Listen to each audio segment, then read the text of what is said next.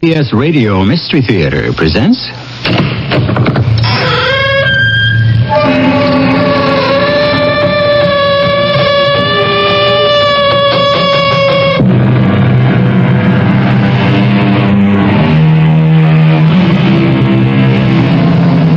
Come in. Welcome. I'm E.G. Marshall.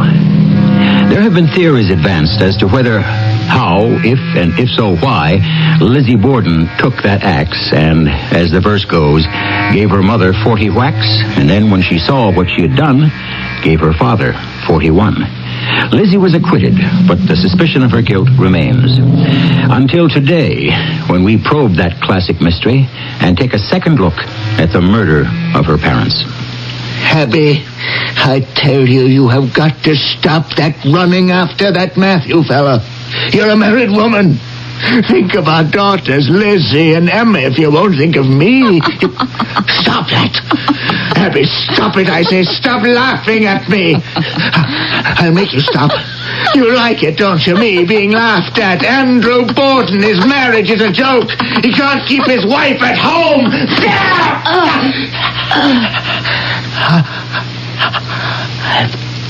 I've done it now.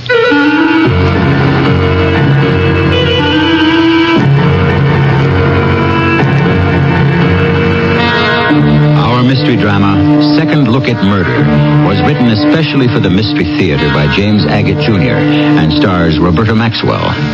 I shall return shortly with Act One.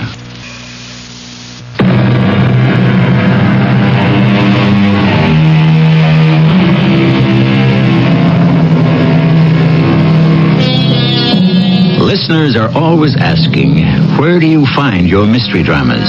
To which we invariably reply, everywhere. From the forgotten past to the distant future. Today's tale, however, comes from a different source. A young reporter from a newspaper we'll call the Boston Courier promised that if we gave him 1 hour on Mystery Theater, he could solve that historical crime enigma, the case of Lizzie Borden. And so we took him up on it. Friends, here is Mr. John Howard. Thank you. I grew up in Fall River, Massachusetts, so the Lizzie Borden murder case was pretty familiar. Lizzie was tried and acquitted of the murder of her stepmother and father right in our New Bedford County courthouse back in the 1890s. Now, last fall, my girlfriend Louisa and I were hiking up by the Profile Rock in the woods outside of Fall River. Louisa, duck, get down on the ground, flat. John, it's only someone hunting. I don't feel like becoming a target. You don't think we could get shot by some hunter? I sure do. We're neither of us wearing red, so if we move, that jerk with a rifle could mistake us for a deer. And we'll crawl back the way we came. On all fours? We're not standing up with that maniac around. Yes, on all fours with our tails between our legs. Louisa, are you hit? No, something very hard and sharp cut through my trouser leg. Look at that mark on my knee. It's going to be some bruise. Louisa, down there by your foot. Do you see what I see? That's what you scraped your knee on, this old hatchet. Wouldn't you know it? Hundreds of square miles of virgin forest, and I have to walk into the one sharp axe. What'd you say? No, I know what you said. You didn't say hatchet. You said axe. Look at that rust. That's been lying there a long time. It's been here a long, long time. Why'd you say axe, honey? Well, probably because Fall River is so close, and Fall River makes me think of Lizzie Borden, who lived there. And Lizzie Borden makes me think of that rhyme. Lizzie Borden took an axe and gave her mother 40 whacks. And then when she saw what she had done, she gave her father 41. 41. Louisa, whoever killed Lizzie's mother and father didn't use an axe, they used a hatchet. They never found the murder weapon back in 1892. This could be it. How can you prove it? Take it to the police here. Fall River has a very good crime lab, and the man in charge is an old friend of mine, Sergeant McCauley.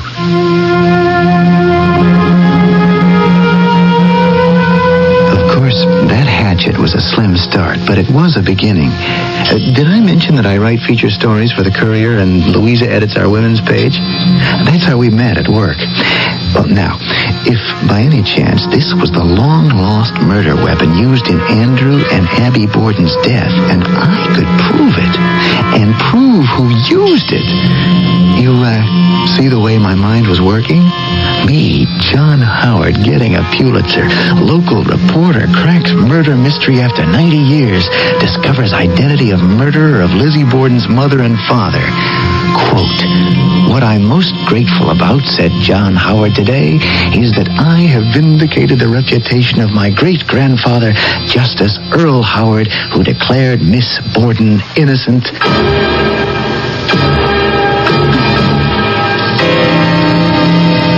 Mac, I'd like you to meet Louisa Cahill. She's on the Courier, too. This is Sergeant McCauley, whom I told you about. He runs this lab. Welcome, Miss Cahill.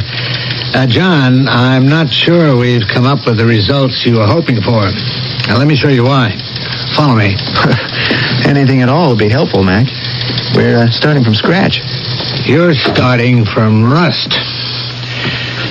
Now, over here is where we examined that rusty old hatchet of yours.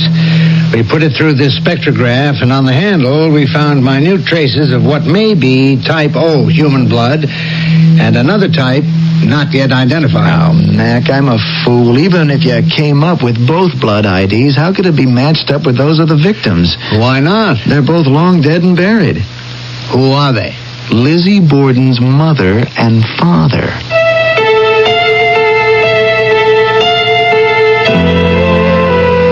I'm afraid we struck out, Louisa. I don't know what I was thinking of.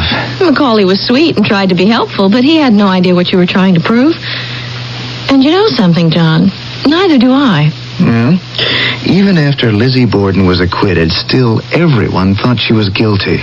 Why was that? Was she or wasn't she? Well, she lived in a small house in this town, and presumably if her stepmother and father were bludgeoned to death, she would have heard something. But she said she heard nothing. There was only herself and an Irish maid in that house. The mother was killed first at 9 or 9:30, then the father an hour later. No clues, no murder weapon, no blood on any of Lizzie's clothes. Now do you see why I want to know more? No, I don't. How does it concern you, and why? I have to prove that Lizzie Borden was innocent. But why? After all these years, why? I'd rather not say. Trust me, Louisa, I'll tell you soon. But now you can help. Get me all the background so I can really have the facts. I suppose I could shoot into Boston and check our morgue. The university library has a great collection of old newspapers. I've used them for fashions of the past. That's my best bet for the news coverage of those days. John, how long can you take on this story? Yeah, I called the old man, told him I had a good feature idea, and I wouldn't be in the office till I nailed it down. Did he give you the green light? But no green paper. I can remain here in Fall River so long as I foot my own hotel and meal bills. How chintzy. Did you tell him what he could do with his proposal? Hey, I accepted it. So I'm booked into the Hamilton house. Well, okay, I'll go now and get you the info you want. If I wasn't crazy about you as a girl, I'd admire you as a reporter's leg man. So long. John, was that a compliment?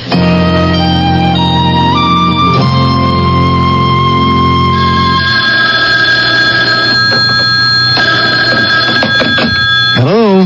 John? Louisa, hey, you got back to me awful fast. Where are you? Boston. I found something you might want to investigate right away, so I thought I'd call. In the trial, 3 witnesses testified that Lizzie Borden bought some prussic acid on August 3rd, the day before the murders. Does it say where? Right in Fall River. Which drugstore?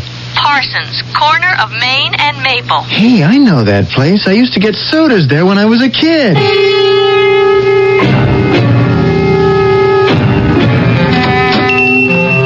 Good afternoon. Hi. My name's John Howard. I used to live here in town. I'm a feature writer with the Boston Courier. I guess yours is the oldest drugstore in town. The oldest in Massachusetts. Are you one of the Parsons family? Ed Parsons. Ed was also my father's name and my grandfather's. He had this drugstore right in the same spot, corner of Main and Maple. Well, I'm doing a story on the Lizzie Borden case, and I thought people had forgotten all about that by now. some of us can, some of us can't. So, In the Commonwealth's case against Lizzie, 3 witnesses swore that your great-grandfather sold her prussic acid the day before the murders. If he did, there must have been good reason. Is there any way of finding out? Could be. What time is it? I make it 5 o'clock. I tell you, I'll lock up and take it down to the cellar. I think we got some old records going back pretty far. 1870, 80, 90, and who knows? They may tell us something.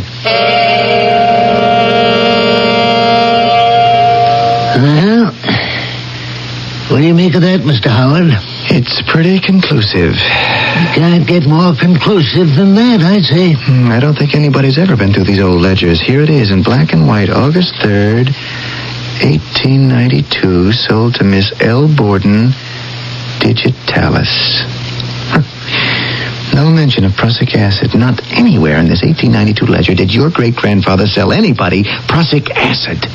He sold her digitalis. Well, of course, that's poison, too. Oh, I thought it was a drug to regulate the heart, and still is. No, I mean, taken in quantity, it could cause death.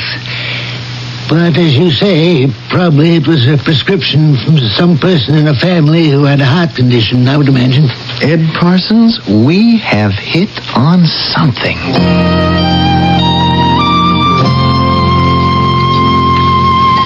Is this place really called the Pen and Ink? Yeah, it's Fall River's tribute to the newspaper guild. Well, the food is good, the beer is cold. It's my favorite hangout. Now that we've ordered, what have you got for me? This envelope is full of goodies for you, John. Copies of news stories during and after the trial. There were 3 judges, but the main one, you may not believe this, was Justice Earl Howard. Howard? Any relation? It's a common name around here. What do these newspaper stories say? Oh, there was a lot of Monday morning quarterbacking. Judges, lawyers, after Lizzie was acquitted, saying that the trial was a mockery, that the evidence offered by the Commonwealth of Massachusetts should have been enough to convict her, but that the misrulings by the court and an improper charge to the jury was the main reason Lizzie Borden got off. The heat's not off the main judge yet. Also, another violent death in this town a month after Lizzie's parents were murdered. I've got it in that envelope. Well, how's that death connected with our case? A man called Matthew Turner, an itinerant painter who used to go from house to house doing portraits and miniatures. He was found with his face down in the pond. Some said he was drunk and fell in. Others said there was more to it. Meaning? He'd done a miniature of Lizzie's stepmother. And the scuttlebutt was, after the trial, it was Lizzie who somehow found him drunk, hit him, and pushed him into the pond. Any motive? Jealousy, I guess. Oh, that poor lady. She's accused of almost every murder in Massachusetts. How was his death connected with Lizzie? He had a woman's handkerchief tied round his neck with the initials A.B. Abby Borden, the murdered stepmother. I'll be darned. Louisa, I love you. That is great investigative reporting. John, just now you said the heat is not off that judge yet. What did you mean? I did promise to tell you, didn't I? The main judge, Earl Howard, he was my great-grandfather. After Lizzie was acquitted, he was hounded to an early grave by countless people who believed her guilty. He had to move from town. No matter where he went, he suffered disgrace and ostracism. That's why when you found that hatchet, I decided I had to prove he was right, that Lizzie Borden was innocent.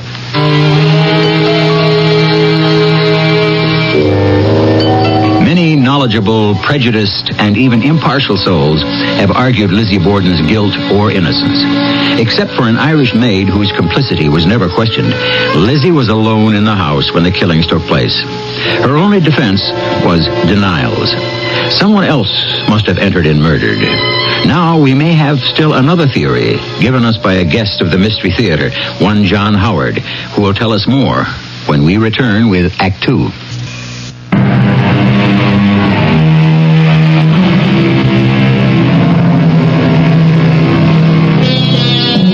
We of the Mystery Theater are not adding more fuel to the burning suspicion that the famed Lizzie Borden was truly guilty of chopping up her parents, nor are we throwing cold water on past pros and cons.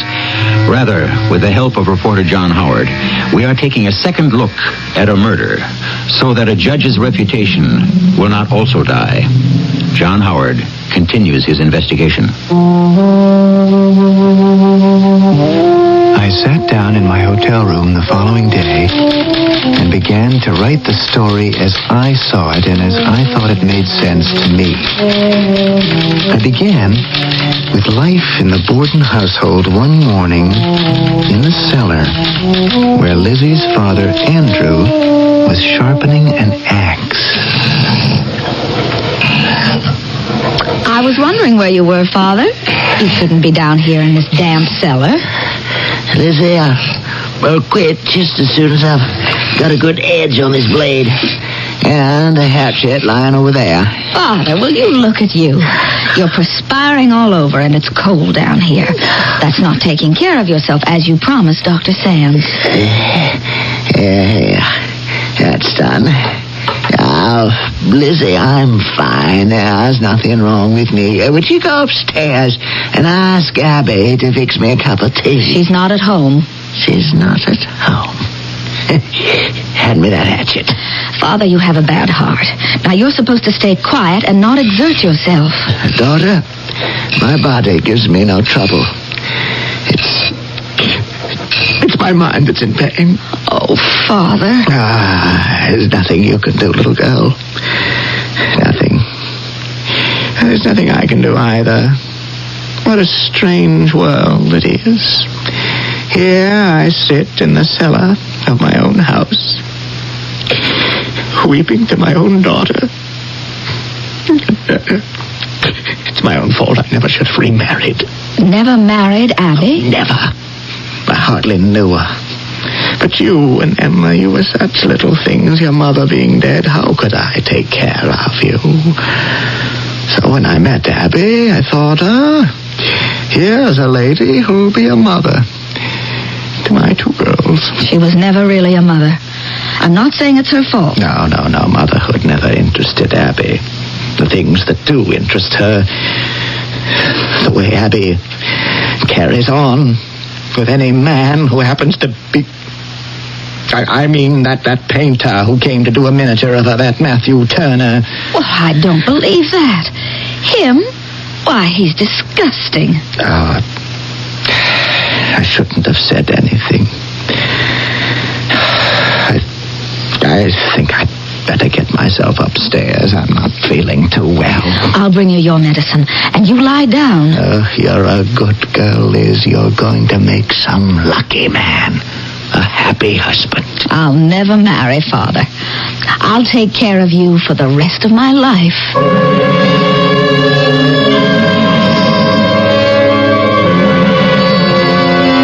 That's the way I began my version of what life must have been like in the Borden home. Who is it? It's me, Louisa. Well, come in. May I sit? You bet. Sit, stay, help me. Is it moving, the story? Gathering speed with every page. You remember Matthew Turner, the miniaturist? Oh, yeah, I'm just using him as a key to this. I think he was. I've got more on him than his mysterious death. I'll read it to you. The Boston Record, September 10th, 1892. Quote, the deceased called himself Matthew Turner. It was an alias disguising the fact he was related to a prominent Massachusetts family living in Fall River. Is it the fault of parents the children come to no good end? Unquote. That means somebody in this town knew who Turner really was and was kept quiet. Hey, that'll fit into what I'm writing. Darn good stuff, Louisa. Hey, did it ever occur to you to marry a newspaper man? I wouldn't dream of it. It'd be work, work, work all the time.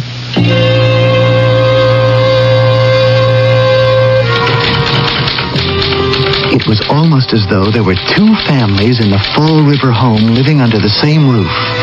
A father and his daughters, and a stepmother who by today's standards wouldn't have raised an eyebrow. But in 1892... Abby? Abby, it's me, Andrew. She's locked herself in her room, Father. Sometimes I hear her crying. It's been 2 days. She'll get over it. She always does. Then there'll be someone else. All of this isn't doing your heart any good. I worry so about you. Worry does no good. You keep getting Dr. Sand's prescription filled, and I'll keep taking it as he says. Sometimes I wake up in the middle of the night, and I'm all overcome with anger at how you're being treated by her. Ah, now, my little Elizabeth, you just remember what was engraved on the king's ring when he asked the wise men for a message to be looked at in good times and bad. And they came up with one short sentence. What was it? And this, too, shall pass. So, take comfort from that, Liz. Life will be better for us both soon. I'm sure of it.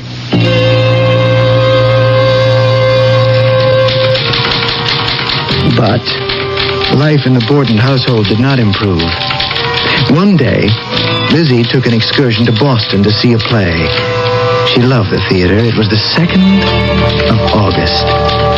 She arrived home at about 7 o'clock. The house was dark. Father? Abby? Bridget, is there anyone home? Oh, Father. Oh, what is it?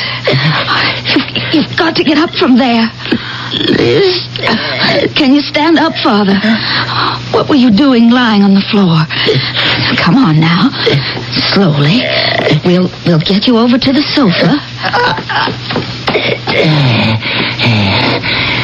All right, Liz. Let me light the lamp. What time is it? Where's Abby? Where's the maid? Bridget, it's her day off. How was the play in Boston? I'm not answering any questions until you tell me what this is all about. How long have you been lying there? I don't know exactly. You had an attack, didn't you? Why didn't you take your digitalis? Oh, I've run out. Oh, it's my fault. I should have looked at the bottle to make sure there was enough. There's none left? A few drops, maybe. It could last me till tomorrow. I suppose Abby hasn't been anywhere near you all day. Yes, she has. Oh, my, yes. That's Matthew Turner, the nerve to show up. I ran out and stopped him at the gate, and I told him if he ever showed his face around here anymore, I'd kill him.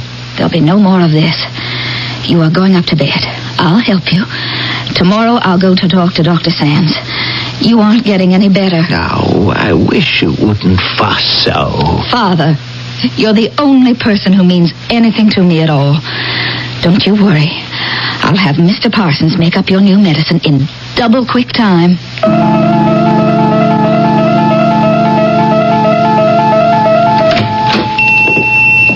Well, good morning, Miss Lisbon. Mr. Parsons, I always like coming to your store. You're the only one who calls me by my rightful name instead of that hateful Lizzie, which I loathe so. Whoops, I almost forgot my other customers. Excuse me, I've got 3 of the town's worst tattlers back there, and they can't make up their minds what kind of complexion powder or cold cream to buy. You go right ahead. I have a few minutes. Well, ladies, have you made up your minds? No? Well, look, I have a prescription to make up for Miss Borden, if you don't mind. You just take your time. Still debating the merits of various creams and powders, so we'll take care of you first. Oh, I see Dr. Sands' familiar, illegible hand. He gave me this prescription because Father seems to be getting more dizzy spells and pains in the chest. I'm sure we can take care of it. May I watch? Oh, of course you can. Come back here with me. Now, this is the marble table where I fill the prescriptions. Now, to work. Are those biddies watching us? Yes, they are. I'll give them an earful. I wouldn't. They don't look like they have a sense of humor.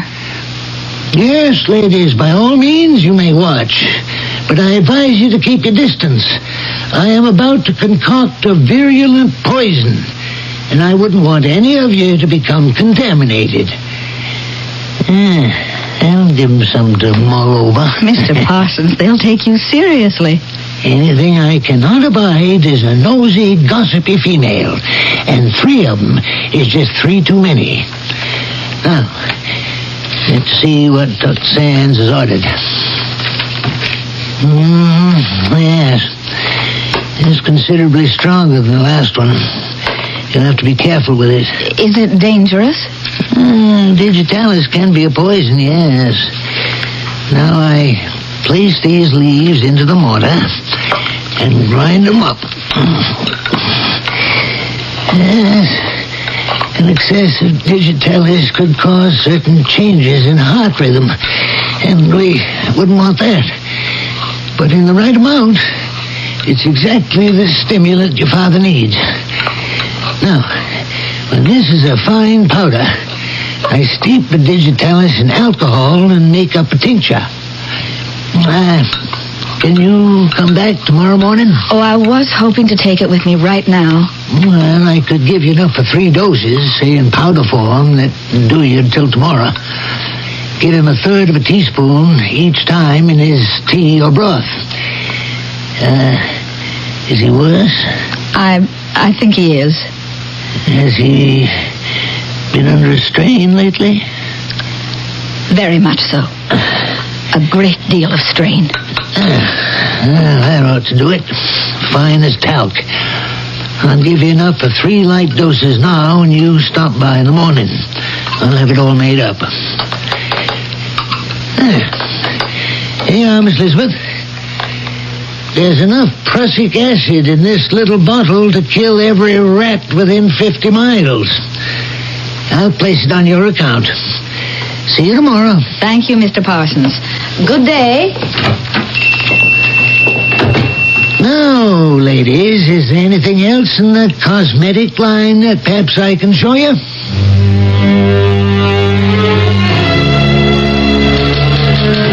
I'm not saying that is exactly the way it happened, but it certainly could have been. Those 3 witnesses who swore Lizzie Borden bought prussic acid the day before her father and stepmother were struck down, those 3 could have been victims of a druggist's prank. The following day, there was no more laughter. At 9 o'clock, Lizzie Borden was in her own house when the first of 2 murders was committed.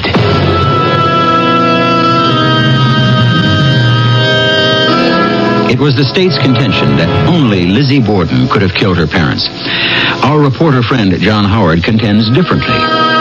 You may remember he began this investigation to clear the reputation of his great-grandfather, the presiding judge at the trial. When I return with Act 3, we may learn whether John was glad or sorry he had reopened the case.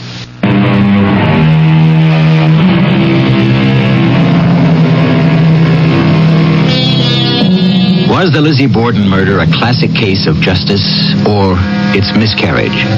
New evidence intrigues John Howard. A hatchet with the initials A.B. carved into the age-encrusted handle, possibly belonging to Andrew Borden, and possibly the actual murder weapon. A drowned man who traveled New England, and a father with a heart ailment. All of which brings us to the murder morning. August the 4th, 1892. A hot August day that promised to be a scorcher. At about 9 o'clock, Andrew Borden was upstairs with his wife. We don't know to this day how much Lizzie overheard. Abby, I tell you, you've got to stop it. This running after that man, Matthew. Now, you're a married woman. Think of our daughters, Lizzie and Emma, if you won't think of me. Stop that. Stop it, I say. Stop that laughter. I'll make you stop. You'd like me to be laughed at. A public disgrace. Andrew Borden and his marriage is a joke! Can't keep his wife at home! Laugh now, Abby!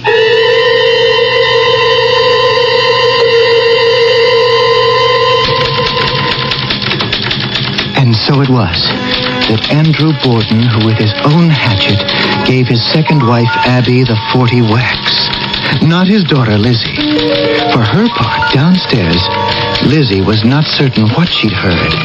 And it wasn't until her father, white-faced, gasping for breath, slowly came into the living room that she began to suspect. Father, what is it? Nothing. Nothing. I'm so dizzy. It feels like there's an elephant on my chest. Now, lie down. Let me undo your jacket. No. Don't touch anything. Why are you holding it together like that? Have you got something underneath it? No, it feels better with my arms closed like this. Liz, the prescription. We used the last of it last night, but Mr. Parsons said he'd have the rest of it ready today. I'll go over to the drugstore right now. It'll be all ready. He said so. Now, don't move.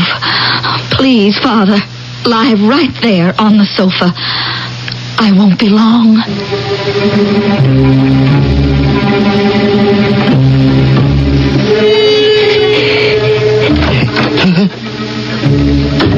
Who is it? That's you, Liz?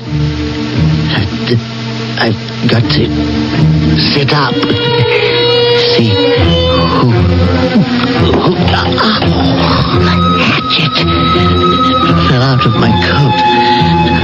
I've got to hide it. Who is that? Who ran upstairs just now? Liz? Is that you? They've seen Abby. Someone up there. You. What are you looking at me like that for? Say something. It's your fault, too. Give me that hatchet. Give it back to me. No! Don't!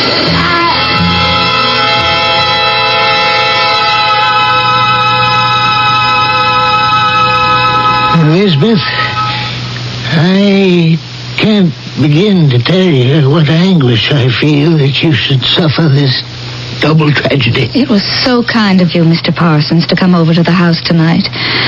I must talk to someone. My sister wrote and said she'd never come back to Fall River. Bridget, the maid, went back to Ireland. Everyone acts as though I was the one who killed my stepmother and father. I didn't kill him. How could they think of such a thing? People say anything. Mustn't pay any attention. It's the police. They found some burnt cloth in the furnace, and they're saying it's the dress I was wearing. There's going to be a trial soon, you know that. Yes, I'm prepared for it. Questions going to be asked, evidence presented, accusations made. And what will you say? What will I say to what? Those bits of cloth in the furnace, for instance. The police also found a hatchet with a broken handle in the basement, covered with ashes, as though someone had tried to rub the blood away. How do they know that was what killed them both? All I can say, and I will say it, is that I didn't do it. Elizabeth, it was no secret. The whole town knows about your stepmother and her carryings on, and that neither you nor Emma liked her very much. I told you, Mr. Parsons, I loathed her, but I didn't kill her.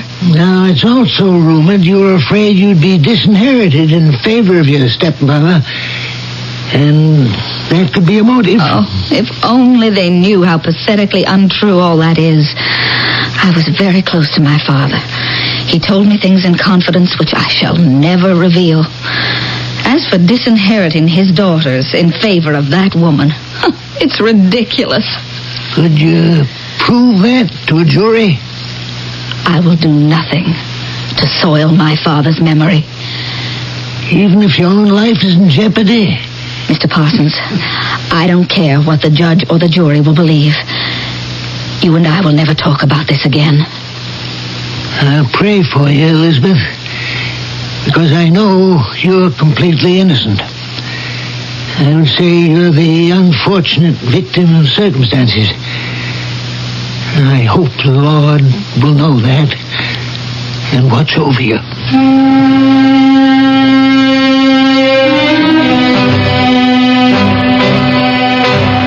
Well, that's my story, Louisa. Now that you've read it, what do you think?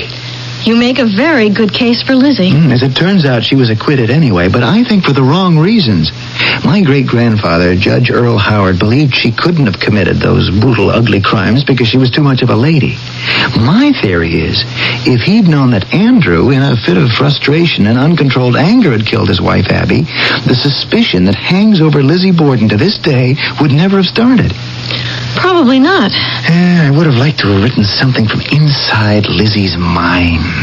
What she might have thought just before the verdict, when she didn't know what it would be, innocent or guilty.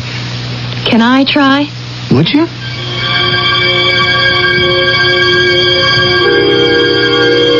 What can I do? I have no choice. I burned the dress that was stained with Father's blood because I couldn't bear to remember those minutes when I found him. And this was held up as proof of my guilt. I hated Abby, and this too was offered as proof of my guilt. 3 witnesses swore upon the Bible I had bought prussic acid to kill my parents, in spite of Mr. Parsons' denial. Mr. Parsons admitted he was very fond of me, so his denial was deemed worthless.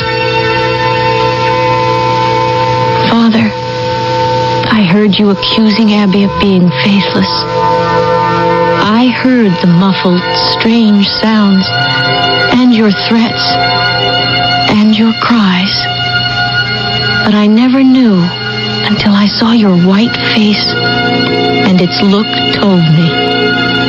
I could see the hatchet you were hiding under your jacket. I ran to the drugstore for your medicine.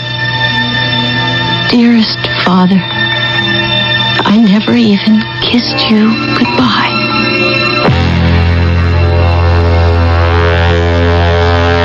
Louisa, I don't know what to say, but I'm going to use it word for word at the end of my story. It's got no ending. Oh, that's as far as I go. Maybe one day I'll do a more in-depth story, but complete or incomplete, this is what I'm taking to the Courier. Today? Right now. Hey, why don't you plan to stay here at the Hamilton house over the weekend? I'll be back in the morning, and we can backpack. You know, that hike we started but never finished. That would be great.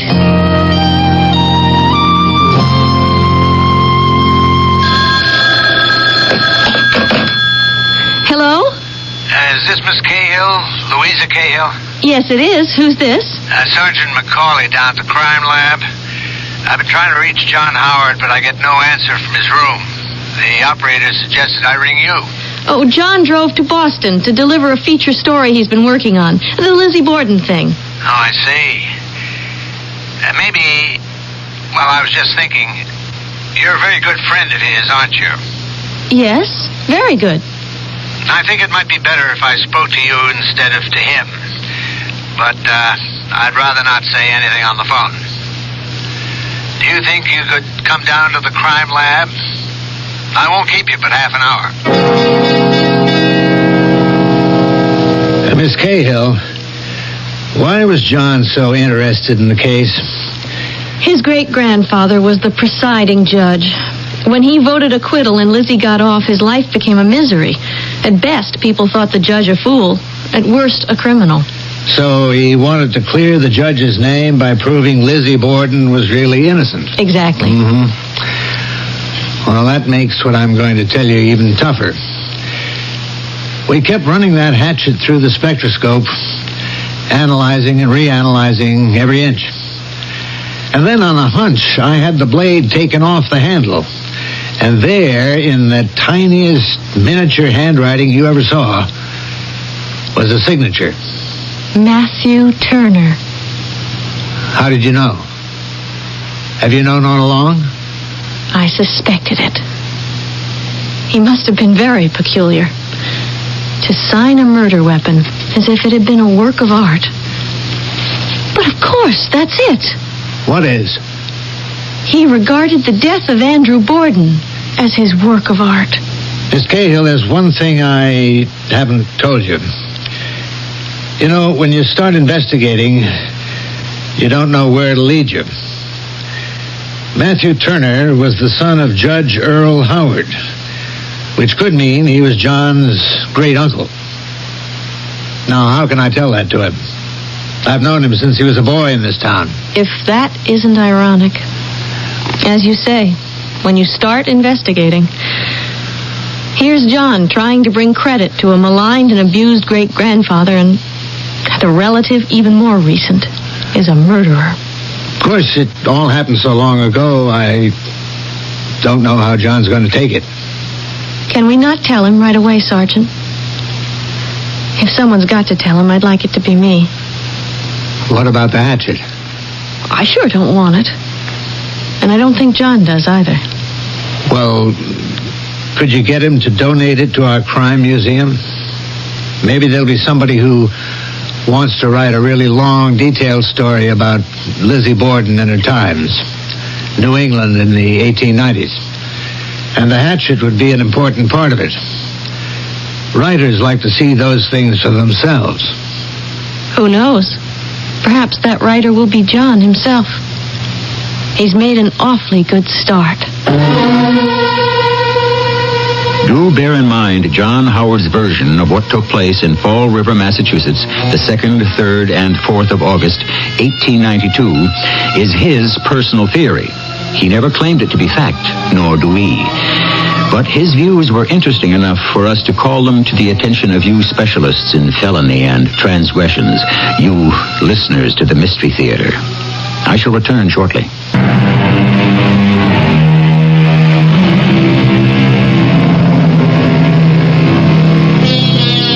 And so, in his search to clear his family name, our writer has rattled an unsuspected skeleton in his family's closet.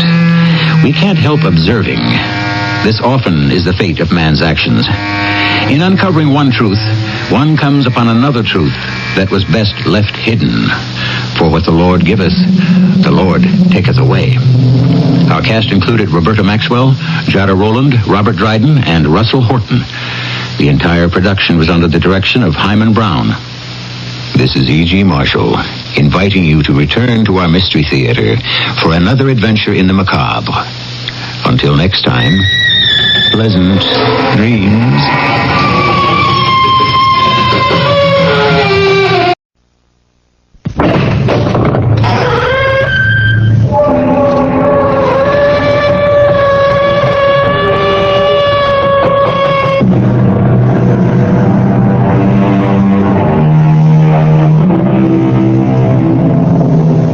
Come in. Welcome. I'm E.G. Marshall. Welcome this time to the grave. Not what lies beyond it, but what used to lie in it. Safe in the peace of death. Unless the resurrectionists were abroad. Do you know what a resurrectionist is, or was? Well, no matter. By the time this tale is told, you will. Not by me, but by the man who did tell it some 100 years ago. Let me introduce you to Cameron Fergus. A glass of rum, in heaven's name, landlord. It's cold enough in here to send a man to the grave. And a grave's no place to be. No place to be at all. Begin or end it all with the fact that I am a drunkard, an alcoholic. I have been so ever since I can remember, 30 years or more. I do not like remembering. It's why I drink. There is no excuse for my existence. I am worth nothing to anybody, except I'm afraid to die. Afraid to be laid fresh in the grave because I fear my body will not lie there in peace, no more than my soul. So I try only to stay alive and forget. There is no hope for me anywhere in this world or in the next.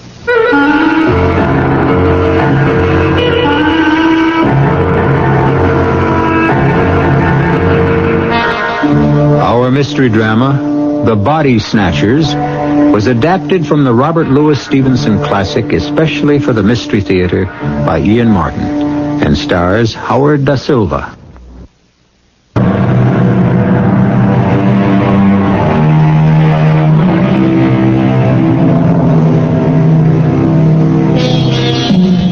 The scene is a little pub in Debenham, England. Where is Debenham? It doesn't really matter. An isolated little town not far from London or the stream of life in general. There are a couple of public houses there, and the George is as good or as bad as the others. It just happens to be where Fergus drinks his 5 glasses of rum every night.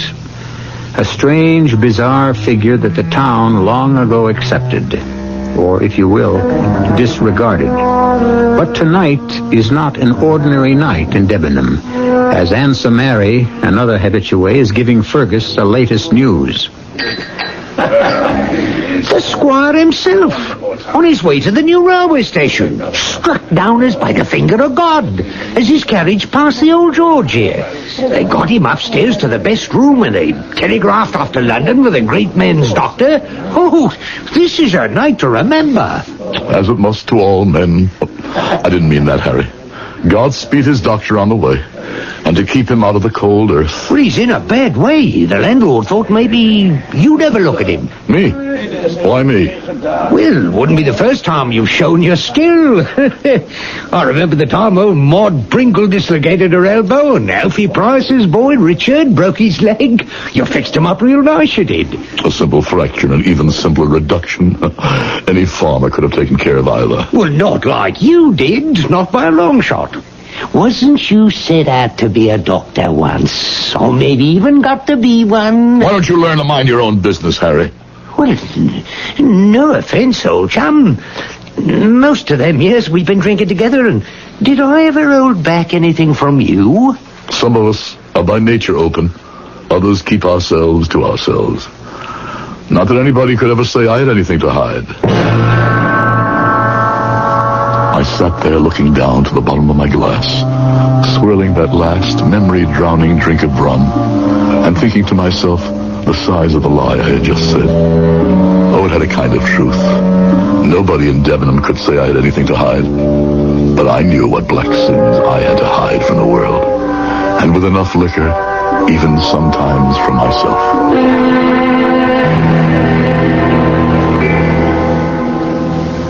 Well, listen to that, Fergus, will you? 11's. And our innkeeper isn't here to chase us out at closing time. Too busy upstairs poking his big nose into the great doctor at work, trying to bring the old squire back to life. Not much chance of that, I'd say. You sneaked up and had a look, did you? Well, I tried, but no luck. Door shut fast. But I saw the squire on the way in before you got here. His face was all blown up like a balloon, and red as one of them lobsters. How was his breathing? Well, when they brought him in, he wasn't breathing not at all. And then sudden like he was, but with a sort of rattle in his chest. After that, maybe a minute or so, he stopped again. Chain strokes. What's that you say? Classic symptoms, apoplexy. Probably irreversible. The breathing pattern formalized as a syndrome by Dr. John Chain, a countryman of mine, and Dr. William Stokes, an Irishman by birth. A sure forerunner of cardiac failure. Hey, all them big words, you lost me. Did I? No matter. Your prognosis is probably as accurate as his physicians will be. If indeed the squire is not a corpse already. Hey, gloomy one you are. I wonder now where they'd bury him. Who, the squire? Oh, we'd go right in the family crypt. In a crypt? Above ground, then he should be safe enough. I wonder that I didn't see the doctor arrive. Did he come by train? Lord, no. You missed it, all right. Whipped right off the train into old George's cab. I wonder how I missed the arrival. What did this great medico look like? Oh, he was, tall, white-haired, but he moved as brisk as a colt, dressed in the finest broadcloth and white linen, great gold watch and studs and spectacles of the same precious metal. Yes, there before the grace of God go. And what was the name of this paragon? This what? This man of undoubted success. Oh, McFarlane. Say that again. What, the name? Yes. McFarlane. No other name? Dr. Wolf McFarlane. What's the matter with you, Fergus? You've broken the glass, wasted the rum. Oh, and you've cut yourself. Never mind that. Wolf McFarlane. You sure of that? Well, it's how he introduced himself. Why, do you know him? Know him? There's nobody knows him better than me. More's the pity. More is the pity and the shame. So the past I had shut out with some success and a great deal more rum came flooding back. Pictures flashed across my mind in a kaleidoscope. Stop-action photographs of disembodied arms and heads. The grisly jokes bandied about over the poor defenseless corpses that passed beneath our hands and were stripped barren by our razor-sharp knives. But it all might have been a bright dedication and a proud way of life, except for Wolf McFarlane and his kind. For every one of us, the end was the triumph, but the means, heaven help the few of us who has to face it. And then, suddenly, there were footsteps on the stairs, coming down, closer and closer to me, and I was about to face the man who had tempted me to sell my future. The man who could live with his vileness because he had no conscience, and had left me to eke out my life dirty and despairing, afraid to do the only thing I really wanted to die. You're as white as a sheet, Fergus. Don't take on so. There might be two men with the same name. My sincere condolences, but the squire was virtually a dead man from the moment the stroke hit him. Nothing could have saved him. That's him. That's his voice. Forgive me for my abrupt leave-taking, but my coach is waiting and I cannot miss the train. Well, here he goes for the door. If you want to make sure you do know him, you better move fast. I must see him face to face. McFarlane. Yes? Toddy. Aye? Toddy McFarlane. I'm afraid, sir, you have the better of me. I don't believe we are acquainted. Oh, we are acquainted, all right. Look close. I want you to recognize me. I've told you... Good Lord. Cameron Fergus. Yes. Did you think I was dead, too? That we are all so easy shut of old acquaintance? Oh, hush, man. For the love of God. Let the dead past bury itself. Not ours. Nothing stayed buried decently then, did it, Wolf? Oh, now, come, Cameron. We are both a little shaken at this chance encounter. I hardly knew you, I confess at first, but I am overjoyed. Overjoyed to have this opportunity. Unfortunately, I must not fail the train, so if you'll forgive me... Forgive you? Well, I meant for running, but, well, let me see. Oh, yes, of course, yes. You shall give me your address, and you can count on early news from me. Put away your gold pen and your false friendship. But I want to do something for you, Fergus. I can see, forgive me, that you are somewhat out at elbows. We must take care of that. Money? Well... Money from you? The money I had last from you is lying where I cast it in the rain and mud. What is the matter with you, Fergus? Now, what is it you want? I wish I knew. Revenge for Jeannie and the others. An accounting for the wasted rum-soaked derelict you made me. I thought long ago the hand of God, like the squire upstairs, must have struck you down. Perhaps I was appointed for that. Fergus, Cameron, I beg of you. You've been drinking and you are not in your right mind. Now, don't do anything. What is that you have in your hand? Don't you remember? Jeannie's Jeannie's hat pin. The one you gave her. Would it not be poetic in God's justice to drive it into your throat, up slanting through the mouth till it lodged in the brain, or between the 5th and 6th ribs, driven straight into your black heart? Help! Have you got on your mind? Help! Here, Fergus, take it easy. Help me! Stay out of this, Harry. But you... If you value your life, stay back. Don't. You can't kill me, Fergus. You... You're right, I can't. I should, but I can't. Get out of my sight. Catch your train, go. Whip up the horses! We want to take that train! Lord above, Fergus, what got into you? Put that long hat pin away. That's a dangerous instrument. More like one of them Italian stilettos. It was Jeannie's. Yes, sure it was. Some pretty sparklers, all right. Must have cost a pretty penny, too, but let's put it away and sit down and have a nice little snort for the road, eh? Yes, drink. Get me drunk. Wipe it out, the past. Let me sleep. And if only I could never wake again. Yes, right as rain, old chummy. Yeah, just what the doctor ordered. That's a funny one, all right. With all the doctors around this night, like the gentleman who just left. Don't call him gentleman. Oh, well, I mean, when a man's become a doctor... No matter what he thinks he's become, that devil is what he began. A resurrectionist he began, and in his heart, that's the way he'll die. A resurrectionist? It's a profession that flourished in the early 19th century. Profession, did I say? It was rather a crime. The more familiar names are ghoul, grave robber, body snatcher, the conscienceless night people who provided cadavers for the medical schools, the cold-blooded legion of the damned who, if a corpse was not to be found, provided a fresh one from the living. I'll return shortly with Act 2.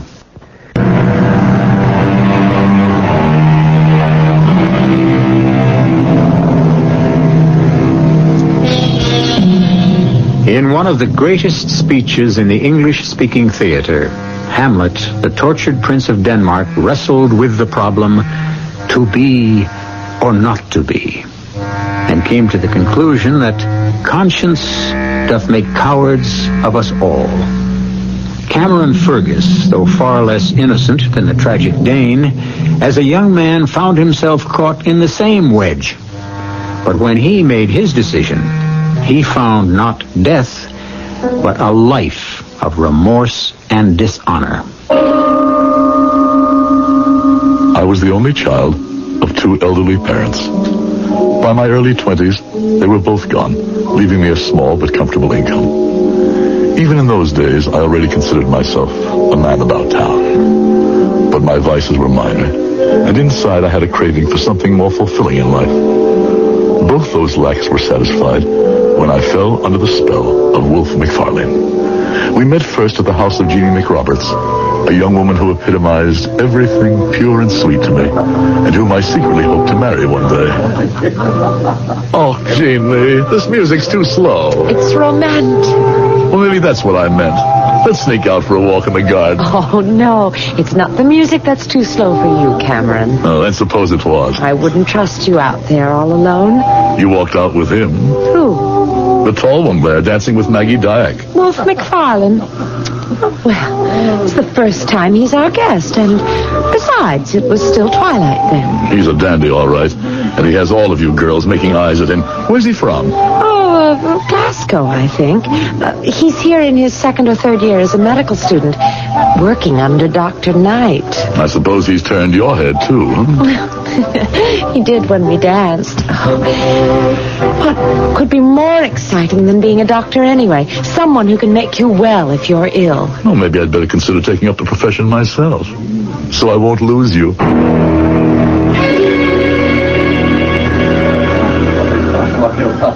So, Cameron, you've a taste for being a doctor, eh? I can think of no higher calling. Well, that's flattering. Have you the talent for it? I stood high in my class at the university. Oh, you've a brain, all right, I've no doubt. At least so Miss McRoberts informed me. Did she now? But when I spoke of being a doctor in talent, I meant other things. Such as? Have you a strong stomach? Can you stand the sight of blood? I wouldn't turn from it. Have you the nerves of steel? I don't exactly know what you mean.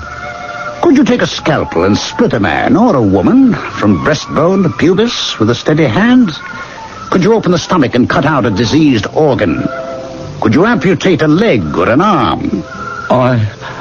I'm not exactly sure it was being a surgeon I had in mind. Oh, never mind the live bodies, lad. It's the dead ones you have to cut through first. There's no other way to learn anatomy firsthand, and not all of them are fresh from the grave. What does that mean? You'll find out for yourself. How are your scruples? I think you're just having fun with me. I'm sorry I asked. I don't need you to further my ambition. There are other ways. Oh, nay. Hold, lad, don't be so hot-tempered. I was pulling your leg a little, but less than you might think. And you do need me more than you think. Why? My recommendation to the doctor in charge of the medical school, as it happens, would open the doors for you like that. Would you give it to me? I just might. In exchange for something. What? The rest of your waltzes with Miss Jeannie. She's the only girl here with any grace or style. Like a feather in the wind. And I love to dance. Is it a bargain? It's the one I can't control. It's Jeannie who says who she'll dance with. But if you ask her and tell her why? I'll tell her on one condition. And what is that? That she saves the last one for me.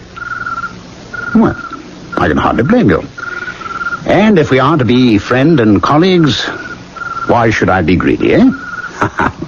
Shake hands on the bargain. Shake. To a long and close future together, Fergus. We can use a man like you. I take that as a compliment. Thank you, sir. Thank you. That I should ever have seen the day I thanked the man I have spent my life cursing and reviling. What an innocent I was.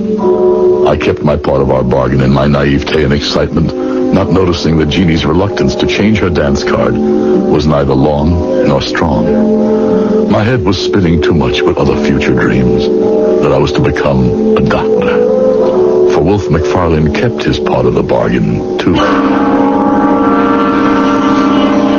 So, Wolf, this is the young man you've spoken so highly of. Only because he deserves the recommendation, Dr. Kirk. He's a man we can use in more ways than one. Splendid. We're always in need of recruits, Mr. Fergus. Wolf here tells me you are a young man with a fine taste for a night of romping, and wake up bright-eyed and clear-headed of a morning with no hangover, either physical or mental. Well, that makes us three of a kind. And that's what it takes to make a mark in our profession, lad. Stamina, staying power. We have to do many things that would make an ordinary mortal's blood run cold. If you'll try me, sir, I don't think you'll find me wanting. Well spoken, Cameron Fergus. I like you. What do you say, Wolf? Shall we make him one of us? My vote is aye. Well, then so is mine. I leave it up to you to initiate him into the mysteries and secrets of his new profession. But softly, slowly, mind you. We can't scare him off till he's well hooked, eh? We must show the best side before he sees the worst. You're very kind, Dr. Kirk, but I know you're only testing my resolve. How could so noble a profession have a bad side? Well, Dr. Kirk meant only, I'm sure, that it has a difficult side. Oh, to be sure. No prize worth winning can easily be come by. Work hard, and let Wolf here help you over the rough spots. For my money, you couldn't have a finer guide. A finer guide, that much was true. A guide to hell and damnation. But I'd never have realized it then. Wolf was my friend, mentor, and convivial partner. I found that I was a natural doctor, nay, more than that, perhaps a surgeon. But in that field of medicine lay all the seeds of disaster. For to study anatomy, one needs a body, and you cannot practice on a live one. I was not so innocent that I didn't know the answer to that. But it was not till the end of my first year, when I moved in with Wolf, that I had to face it.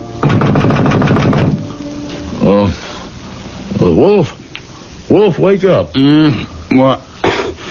Name of a dog, what hour is it? It wants 2:50. And you wake me? Damn it, Fergus. Someone at the door. Oh, of course. Reason I bid you move in tonight. Now, get dressed while I answer that. But what is... Don't ask questions. Do as I say. Governor, I was off to I'm sorry for the delay. Just give me a moment or two, eh? We are real low tonight. We'll need help. Oh, don't worry. We have it. Meet us at the usual place, eh? Oh, check me my trousers there, Cameron. What is it? Do I have to spell it out? The Resurrectionists. And tonight they have a cart full. Tonight is your baptism. You going to let me down?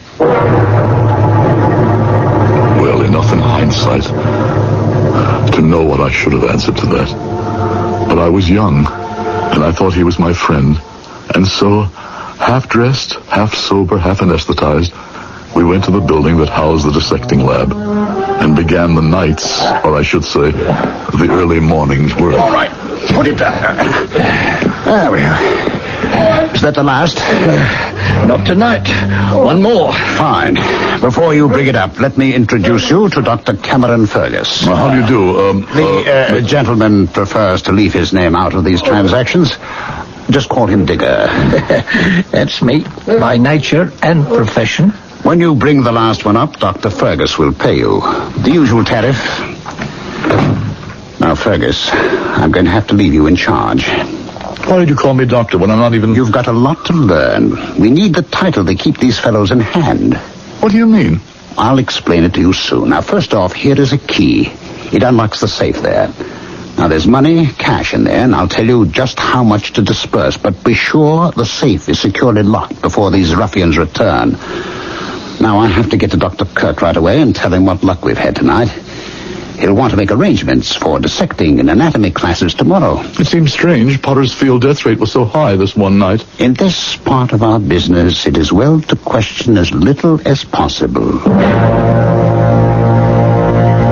I followed the easy path to do as I was told. To suspend thinking, pay off the grave robbers, and twine myself irrevocably in a practice which, no matter how we as doctors might believe its morality, in those days, could involve death by hanging.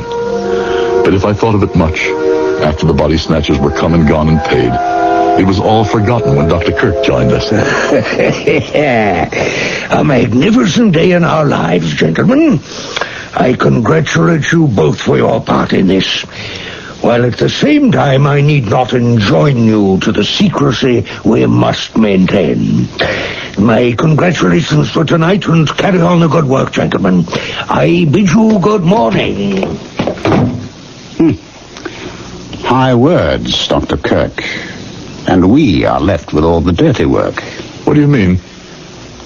The time has really come for you to stop asking the very answerable question. In the name of medicine and research, we gather bodies, right? But that is no crime. Using already dead flesh, which can render up to us secrets of how to handle living flesh, is not a valid crime. On that basis, you have an argument. If the flesh is already moribund. But body snatching is a rewarding crime. And if there is no dead body to snatch, with the kind of man who plies this trade, do you think he would hesitate to wait for the flesh to die if his source of supply ran low? Good Lord, what are you saying? Oh, don't pretend innocence. If your conscious brain will not admit the truth, your subconscious one knows it. And you signed for the bodies tonight. Willy-nilly, you are with us from here on in. With us from here on in. For the first time, I realized I was trapped. For a moment, I even thought my friends had made use of me. But then I thrust that thought aside. They were pioneers, like myself, taking the only means to great ends. And if indeed it were true that an occasional body had not met a natural death, why, by all reason, it could only be someone who was a criminal, who had sought it himself. So I reasoned, and with another drink of fiery scotch to soothe my addled brains, soothed my burning conscience. This would be the end of all connection with the resurrection men, I swore, not knowing how devastatingly empty the oath I took was destined to be.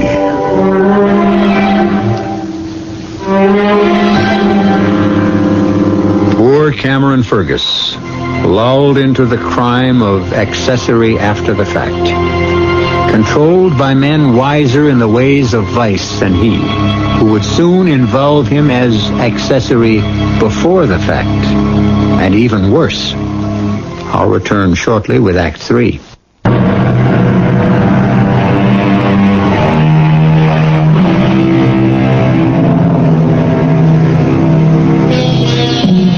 Most doctors of those days were not about to be troubled by the material they dissected. Only the few who trafficked in procuring the illegal material were involved in matters of conscience. And most of them, sad to say, found rich enough rewards to still what small worm of morality might squirm within their hearts. The resurrectionists were well paid, and the men who bought the dreadful merchandise each made their own defenses. But I lean on you and Wolf, Cameron boy. You're my right and left arms. A constant supply of cadavers is the prime necessity of the school. I know, but where they come from is... My boy, that's no question for us. They bring the body, we pay the price. Quid pro quo, as they say in the Latin tag. But, sir... Let's have no more buts, Fergus. And no questions, for conscience sake. But that's exactly the problem, sir. I watch these ruffians come in before the dawn, in the dead of night, and I cannot help but be struck by their hangdog looks, their eyes averted. I want to have no part of it, sir. If you expect to stay here and achieve your degree, I tell you, you must be part of it. I'm sorry to be so blunt, Fergus, but that's the way it is. And I have no further time to talk to you.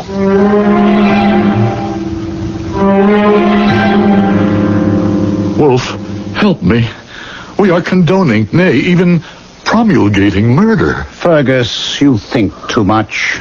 Accept your duty and concentrate on learning to be a doctor, not a policeman. And what is my duty?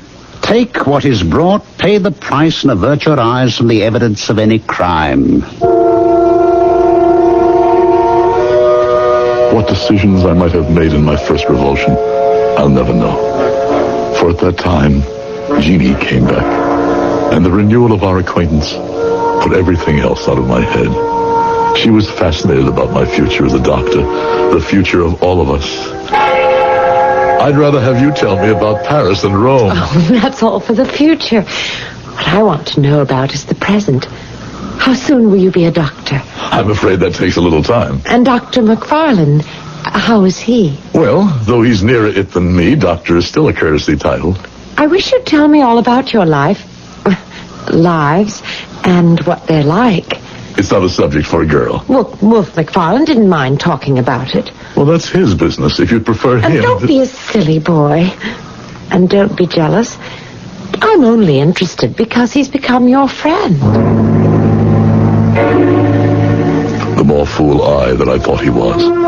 He'd already been a beginning, but now he was to be the cause of my complete downfall. It happened so casually. One afternoon after work in the lab, I dropped into a neighborhood tavern to meet Wolf sitting with a small, pale man, dark eyes very close together, seemingly refined at the start, but to reveal himself later as coarse, vulgar, and vicious. The tales I could tell you about our old friend Toddy here. Toddy? Sure. Toddy McFarland. What, has he kept his nickname secret from all of you? It seems so. Why Toddy? Because every time we pulled off a rough one, we'd drink a toddy to our trickiness. Hey, Toddy? I wish you wouldn't call me that. Drink up and enjoy the good living it brings all of us. Oh, for God's sakes, watch your mouth. Well, now, will you listen to our preacher? Pay no attention to him, Cameron. Is that your given name? Yes, but... I may be a pretty bad fella myself, but Toddy here, Toddy McFarlane, could put us all to shame. Here, look, have a look at him. If looks could kill. Toddy hates me because I know too much about him. I told you don't call me that confounded... I'll call you as I please, and what can you do to keep my mouth shut, Toddy? Just look at him, Cameron Fergus. Did you ever see the lads play knife? He'd like to do that. All over my body. We medicals have a better way than that. When we dislike a dead friend of ours, we dissect him. Why I made that stupid, ugly joke, I'll never know. I longed to snatch the words back the moment they were said. Would to God I could have. I was to regret them the rest of my life. I should have admitted before this that I was well paid for my work of receiving nocturnal corpses. No questions asked. It was 3 nights after I had met Gray, and I was on duty at the empty dissecting rooms when... Come on, Fergus. Damn it, man. Would you have me caught red-handed? Wolf, what are you doing here at this hour? Shh. Ask no questions. I have some merchandise in the gig. Help me in with it. It was a small enough figure, wrapped in a winding sheet, and it was no job for the two of us to bring him in and stretch him on a table. But for some reason, Wolf McFarlane was breathing as heavy as if we had lifted a horse. All right, sealed and delivered. Let's have it signed. What? Get to the safe. I want you to pay me and give me the receipt. Since when did you turn resurrectionist? We're short of bodies, are we not? Nothing for the class to start on tomorrow? Come on. Let's get the transaction over with. Patience, man. We've the rest of the night. And your friend is in no hurry anymore. Sign the paper and give it to me. Well, don't you want the money first? The paper. All right. My signature for posterity. And for me, this is all I need. And the money? My present to you, old chum. The finder's fee, too.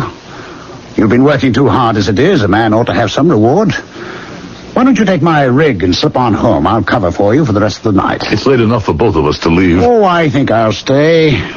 Pre-dissect the derelict there. Ready to pass around to our eager students when they arrive. McNeil's working on the lower extremities. Sharples is screaming for a liver. What's the matter with you? You seem unnerved. Who in... No, don't take that sheet away, don't. Very well. You had to know. Now you know why I had to have your signature of acceptance.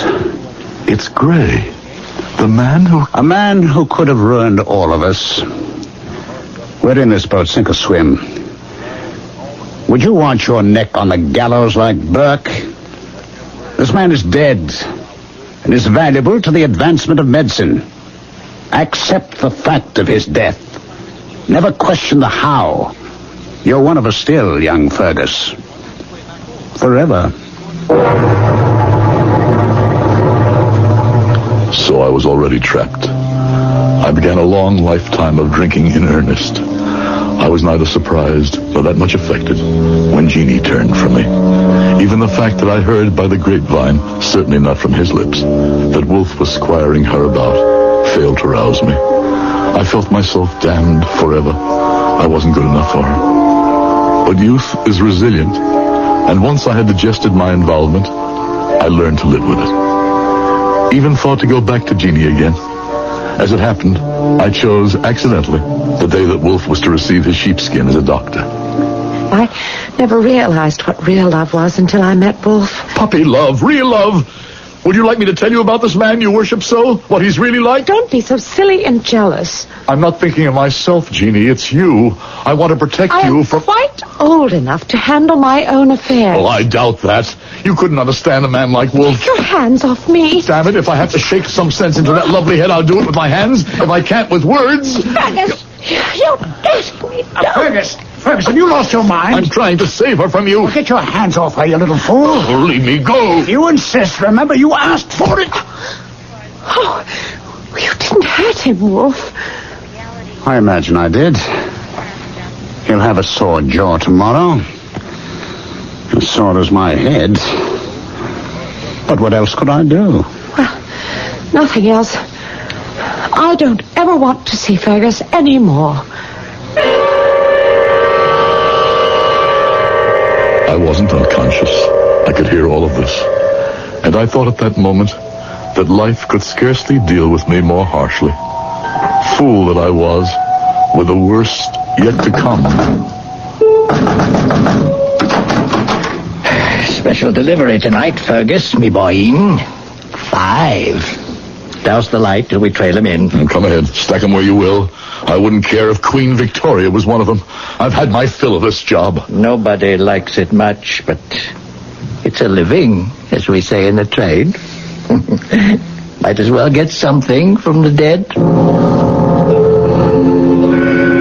I went about my business mechanically, mind drugged by liquor, body reacting out of sheer habit, and then a horror of horrors looked up at me from the dissecting table. Her blue eyes, open, staring with a startled horror that she could come to this. Jeannie McRoberts, a candidate for the cold-blooded dissection, candidate for jokes and the discard by the morrow's crew of medical students. Judy, I'm just as horrified as you, Fergus. She died no natural death. There were marks of violence on her, possible strangling. But why? I can't tell you why, or guess at least. She was pregnant. She was carrying a child. How do you know? Dr. Kirk was with us first thing in the morning. Everyone attends dissections. Jeannie was with child. Do you suppose she killed herself? You know she didn't. Jeannie was murdered. I'm not going to let her die unrevenged.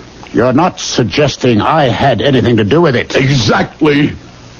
I'd reconsider that statement if I were you. Oh. If anyone did kill her, and mind you, I'm not saying they did, you would be the logical suspect. She did spurn you. Yes, but let me remind you about the bodies that you've received for dissection and signed for. Many of which you must have known died not natural deaths. Gray, for example. If you want to place any necks in the noose, go ahead. But give first a care to your own, my lad. I warned you when you began this business. You should be without a conscience.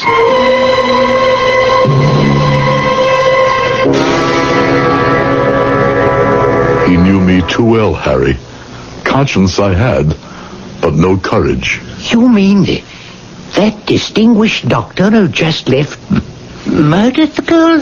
Why not?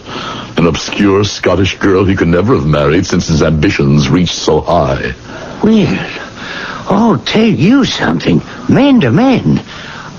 I'm surprised you didn't kill him right out of hand. If your story be true. Oh, the story is true, right enough. And the proof of it all is that I didn't. Here, finish your drink, old chap. Thanks. Oh, strong enough. False courage, maybe. I never had the real thing. Else none of all of this would have happened. Well, at least you had some conscience. Which finally has caught up with me. Here, what have you done? Jeannie's hatpin. The weapon of remorse. Oh, good almighty, Fergus. You drove the hatpin straight into your heart. Here, let me help. By all means. Pull it out, Harry. Oh. Don't hesitate. Pull it out. Good, now. Grit your teeth now. There. Now that'll be better. Don't you believe it? Only thing might have saved me was to leave it there. Now I'm sure to die. One thing at least I did right in my life. Just do me one favor, Harry. What's that? I've enough money. See me buried above ground in a strong, tight crypt.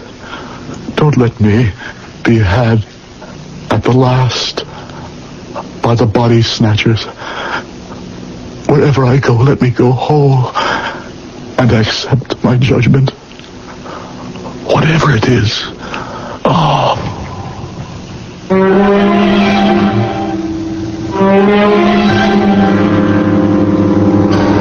A curious and chilling story, with no moral that I or any man can quite offer.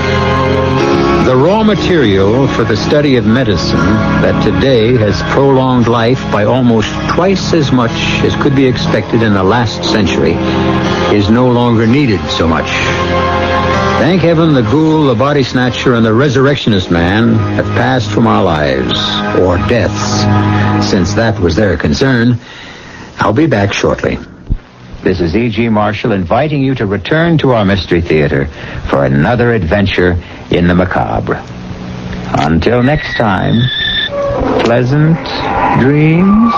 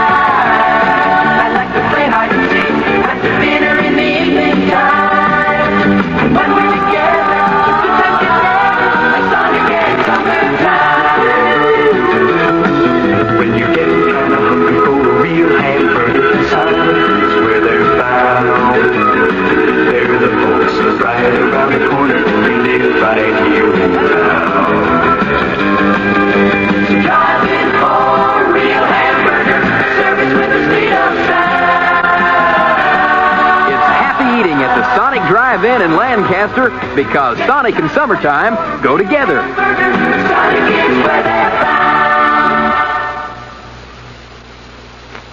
The CBS Radio Mystery Theater presents...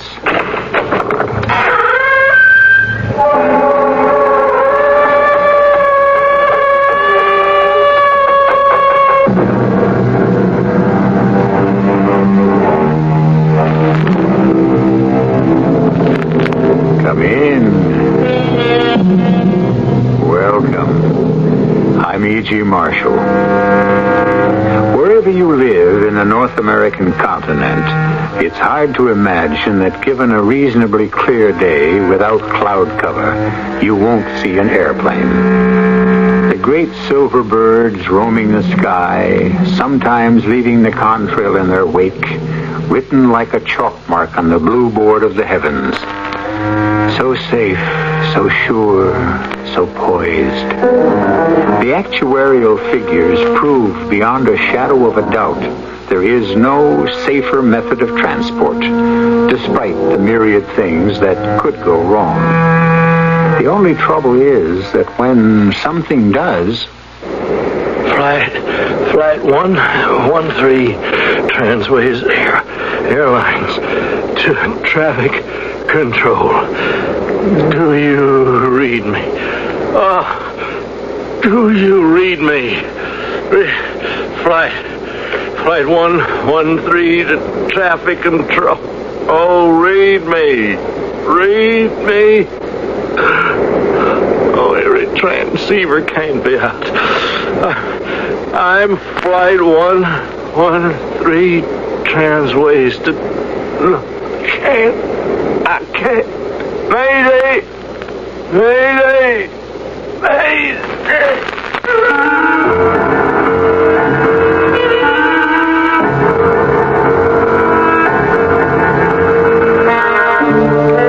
Our mystery drama, Terror in the Air, was written especially for the Mystery Theater by Ian Martin and stars Robert Dryden and Jennifer Harmon.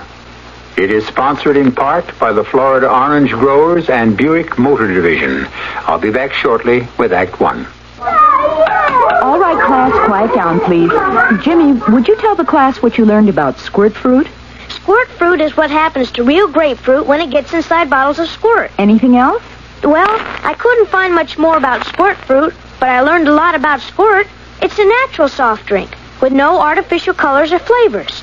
I guess it makes sense to call grapefruit squirt fruit. Maybe they should put squirt fruit in the dictionary. Also, I like squirt very much. Very good, Jimmy. Now, class, it's time for music appreciation. Oh, the grapefruit don't grow on a vine. It ain't even purple, and it makes lousy wine. So call it squirt fruit if you would, 'cause it tastes just like squirt, and that's good. Oh, the squirt fruit, it's squirted kicks. It's a tangy soft drink, it's a great party mix. So call it squirt fruit if you would, 'cause it tastes just like squirt, and that's good. Here's a tip from your Better Business Bureau on the metric system. You know, the worldwide trend today is toward a universal system of measurement, the metric system. The names of this new system may sound strange to you at first, but fortunately, there are only a few words that have to be learned for everyday use, and these are the millimeter, centimeter, meter, and kilometer for describing length and distance, the milliliter and liter for capacity or volume, the gram, kilogram, and ton for weight, the kilometer per hour for highway speed, and the degrees Celsius or centigrade for temperature. You're already using some of these terms more than you may realize. For example, when you go to the supermarket, you see weights expressed in grams on more and more packaged items. Now, for more information on this whole metric system, write to Metric Information Office, National Bureau of Standards, Washington, D.C.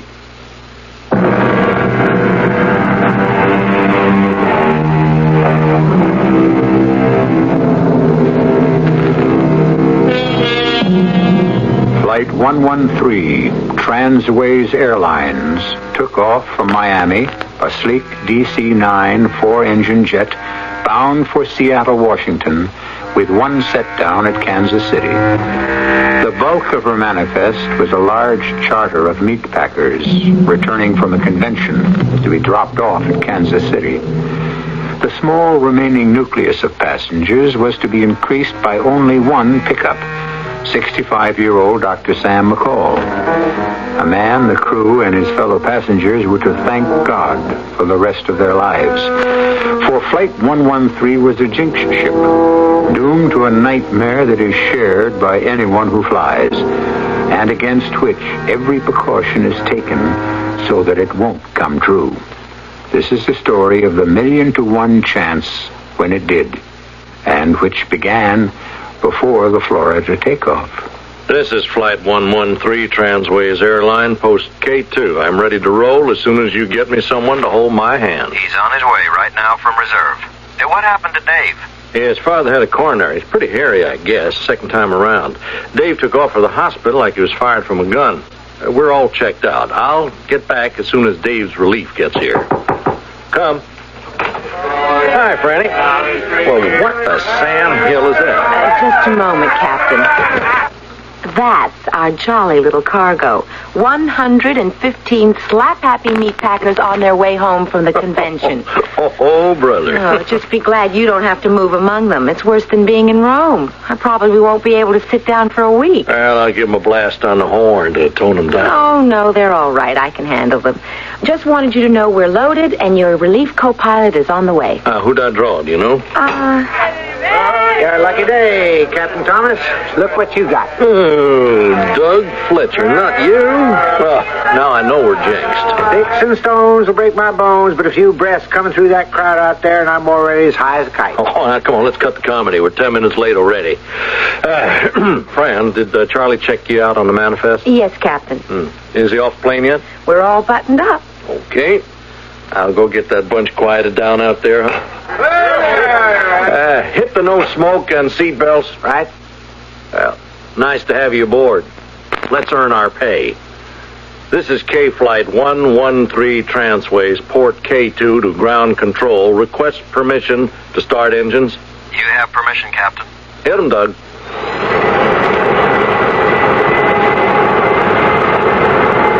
Ready to roll as soon as we get the good word. Hold it a sec. Roger. Doug, where'd you? Oh, at home. With the little woman. You? And Bibby's. I never can pass up that chiffon pumpkin pie. Hey, that's funny. You know, on my way down, Still on the pipe, Transways 113? Yeah, waiting to roll. Okay. You're cleared to taxi to runway 5 via Hoboken. Roger. We still have CAVU for the flight? As far as Kansas City. Ceiling and visibility unlimited. Thanks. We're on our way. Have a nice flight. We aim to please. with the load we're carrying, we can't lose. Most of them can make it under their own power. Otherwise, it looks like a milk run all the way. A milk run, the flight where nothing happens, where everything goes according to the book. And so it did, as far as Kansas City. In spite of the slightly raucous conventioneers who soon passed out quietly to be poured off the plane gently by the stewardesses 2.5 hours later. Waiting to take off again, Captain Thomas and his co-pilot Doug Fletcher could have no slightest suspicion that the second half of the flight was to make disaster history. What are we waiting for, Captain? Tower clearance? Anything wrong? Nope. Something coming in, I guess. How's the load? You could shoot deer back there. Let's see. We have only 32 left. We didn't pick up anyone here? Only one, a doctor. Very handy to have aboard. Now, what does that mean? Well, just that we have a lady aboard, a married lady who's very pregnant. Ooh, I hope we don't pick up any rough weather. Will you knock it off, you two Cassandras? Now, let's get airborne before you discourage me from the whole flight. This is Flight 113, Transways Airlines. I'm at number 1, requesting permission for takeoff. Acknowledge 113 Transways. Be advised you are now cleared for takeoff. So, here goes nothing. We're on our way. Fly happy, Captain. Only way to go. Thanks, Kansas, and out.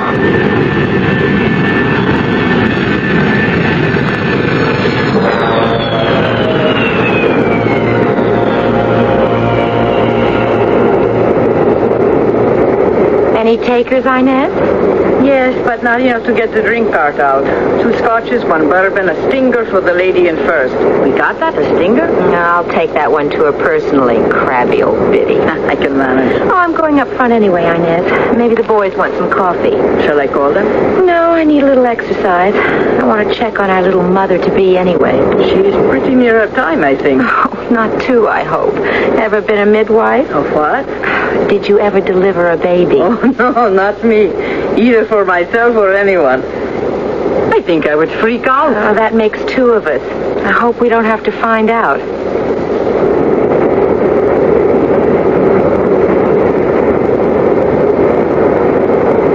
You sure you feel all right, honey? Will you stop worrying, Fred? Well, it's just maybe I worry we shouldn't have done this.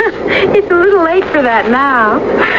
I didn't mean the baby. I mean flying to Seattle. It's still too late. Everything okay with you 2 lovebirds? Oh, sure. Oh, everything's just fine, stewardess. Make it Fran. We're a small enough group to be a family. Anything I can get you? No, thanks, Fran. How about you, Mr. Pierce? Oh, no. I'm just fine. It's only Jackie. The worry wart of the world. About everything. It's just his nature. Well, this time I really have something to worry about. Well, not much longer. Only about an hour and a half to Seattle. I wouldn't want anyone to be embarrassed. I'll hold on until then. Oh, Jackie. She's putting you on. He bought a stopwatch so he can time the pains when they start. But don't get me wrong. I love him. That's my exit cue. I've got to deliver this drink to someone. Excuse me. Dr. McCall, isn't it? What? Oh, yes. I just delivered a drink to your only companion, the lady in the back. Is there anything I can get for you? For me? No, there's nothing. Fasten your seatbelt, Doctor. It is fastened. Mind if I sit beside you for a moment? No, not at all. What is it? Freak storm. We weren't expecting it, or the seatbelt lights would have been up before now. Are you feeling okay? Me? Oh, yes. Why? Well, it's just air pockets. General turbulence. We should be through it in a moment. I just wanted to make sure you didn't feel sick. I feel sick, all right. But not from this. I'm sorry. What can I say? Nothing. What can anyone say? Pete would have been 30 next week.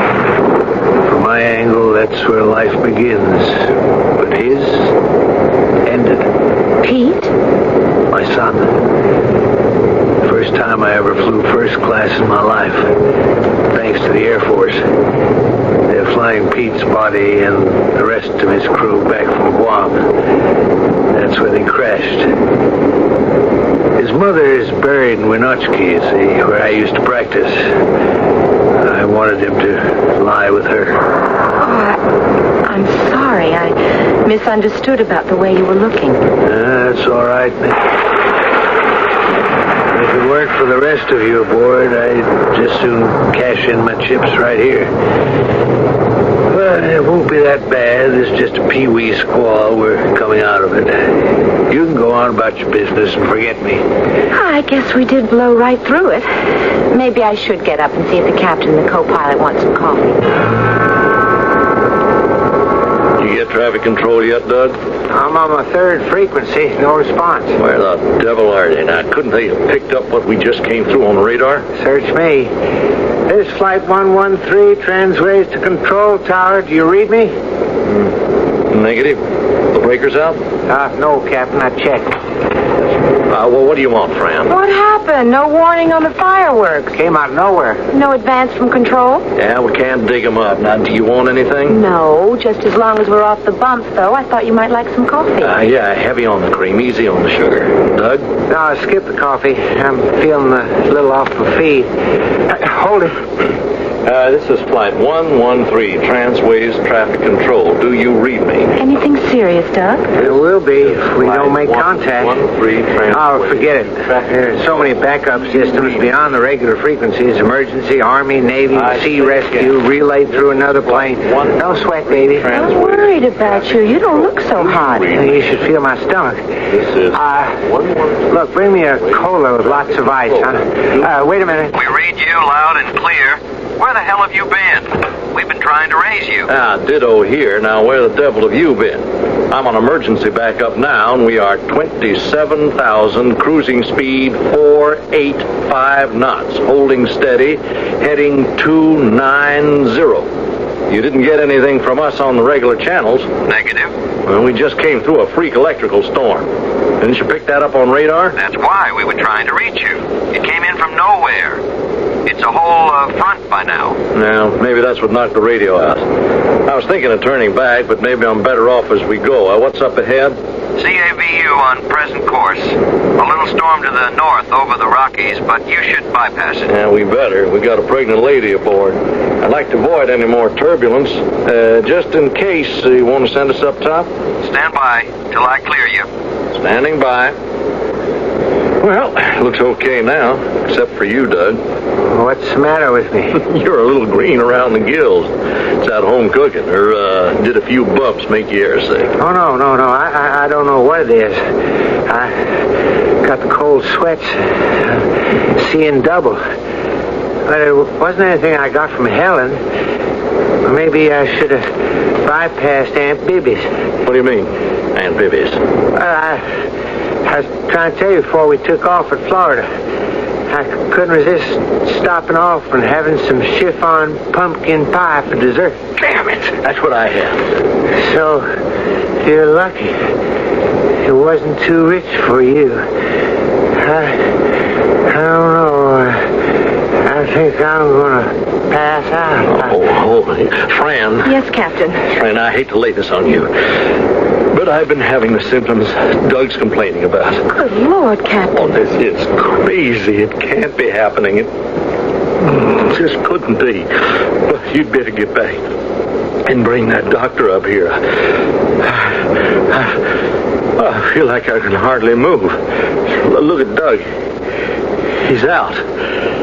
Your doc friend better be for real and get one of us operating, or there's gonna be nobody left to land this baby. I'll get him right away. Hello. Flight 113 transways to traffic control. You read me. Damn. Flight 113 to traffic control. Oh, you read me. Read me. Oh, every transceiver can't be out. Flight 113 transways read. Mayday. Mayday. Mayday.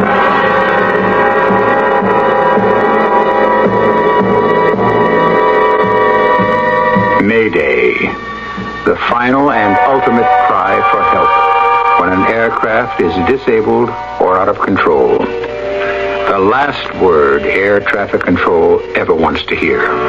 For once that dread alert is sounded, everything moves with controlled pandemonium.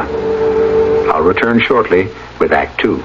I'm Hyman Brown, producer of Radio Mystery Theater, delighted to announce the name of the second winner in our big contest with Walt Disney World. Congratulations to Mrs. Ethelda Barrows of Melrose, Massachusetts. She's won an all-expense-paid week at Walt Disney World near Orlando, Florida, and she'll be treating 3 family members or friends to the fun. We could be announcing your names next week. You have just as much chance to win as Mrs. Barrows or young Mike Honeck of Fort Madison, Iowa, our first week's winner. You, too, could fly first class to Walt Disney World, stay at the Dutch Inn, do all the vacation things like play golf, camping, swimming, enjoy all rides and attractions, including Disney's bicentennial celebration, America on Parade. We have 100 neat Mickey Mouse watches as runner-up prizes each week, too. And it's so easy to enter. I'll return with the contest details right after the next act of Mystery Theater.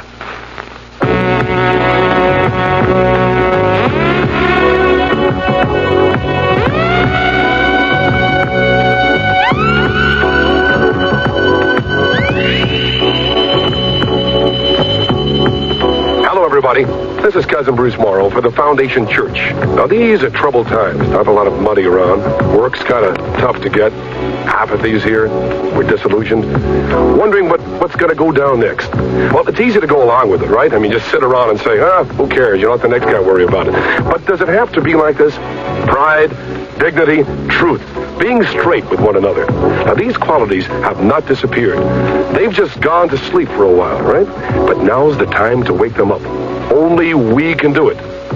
This message brought to you by the Foundation Church, 111 East 38th Street, New York, New York. Zip 10016.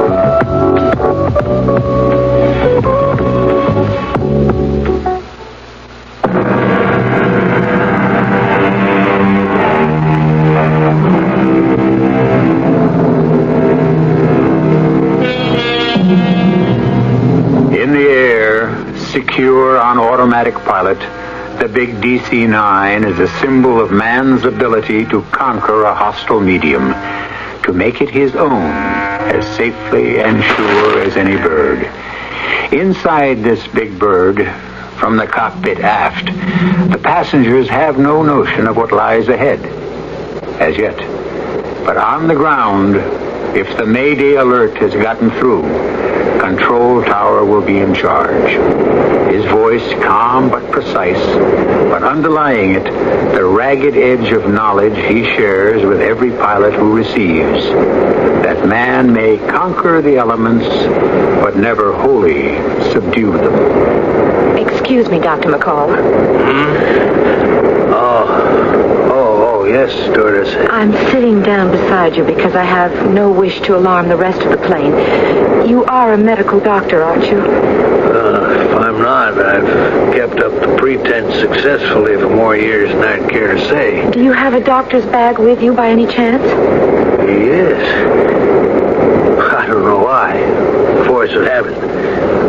Why do you ask? There's some trouble in the cockpit. The pilot and the co-pilot seem to be in have some sort of food poisoning. Could we just walk up there casually? We better get there fast. Well, not too fast. There's a lady watching us who is, volatile, for want of a better word. I don't want to get the rest of the plane alarmed. Tell you what, I left the cabin door open. I'll keep her busy while you go forward. Whatever you say, my dear. Are they conscious? I don't know. The captain was when I left. Don't worry. The plane's on automatic pilot. Well, Mrs. Miller, did you enjoy your stinger? Perhaps you'd like a repeat? The scene in the control room of the plane is enough to turn anyone's blood to water. In the co-pilot seat, Doug Fletcher is half slumped to the floor, out cold. In the pilot seat to the left, Captain Thomas is valiantly trying to fight off his blackout, but only half conscious himself. Flight 113 is there.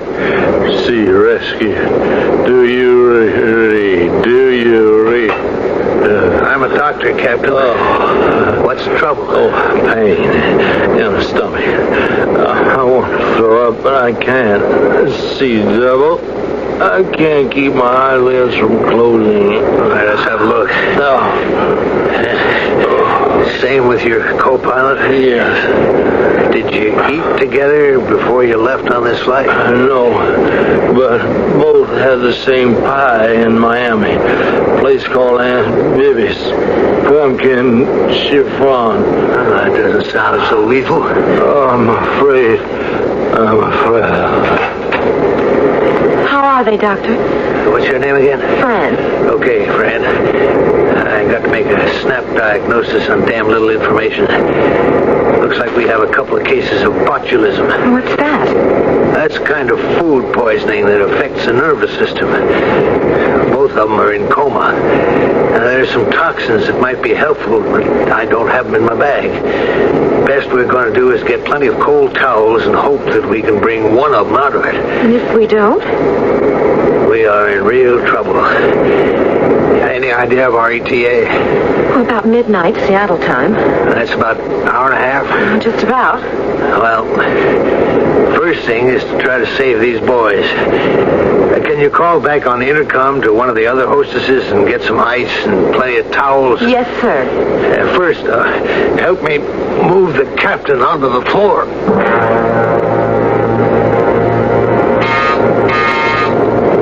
This is Inez. What you want, Control? Take a deep breath, hon. You sound like it's bad enough news for me to pass clear out. It isn't good, but I'm counting on you. You put it that way, Fran. You can count. Well, we have mucho trouble up front, but we don't want to get the passengers panicked. Sure, but, what goes? We need all the ice and towels we can get up front. Use the drink cart as a cover and come through as fast as you can. Muy bien, querida. Leave it to Inez.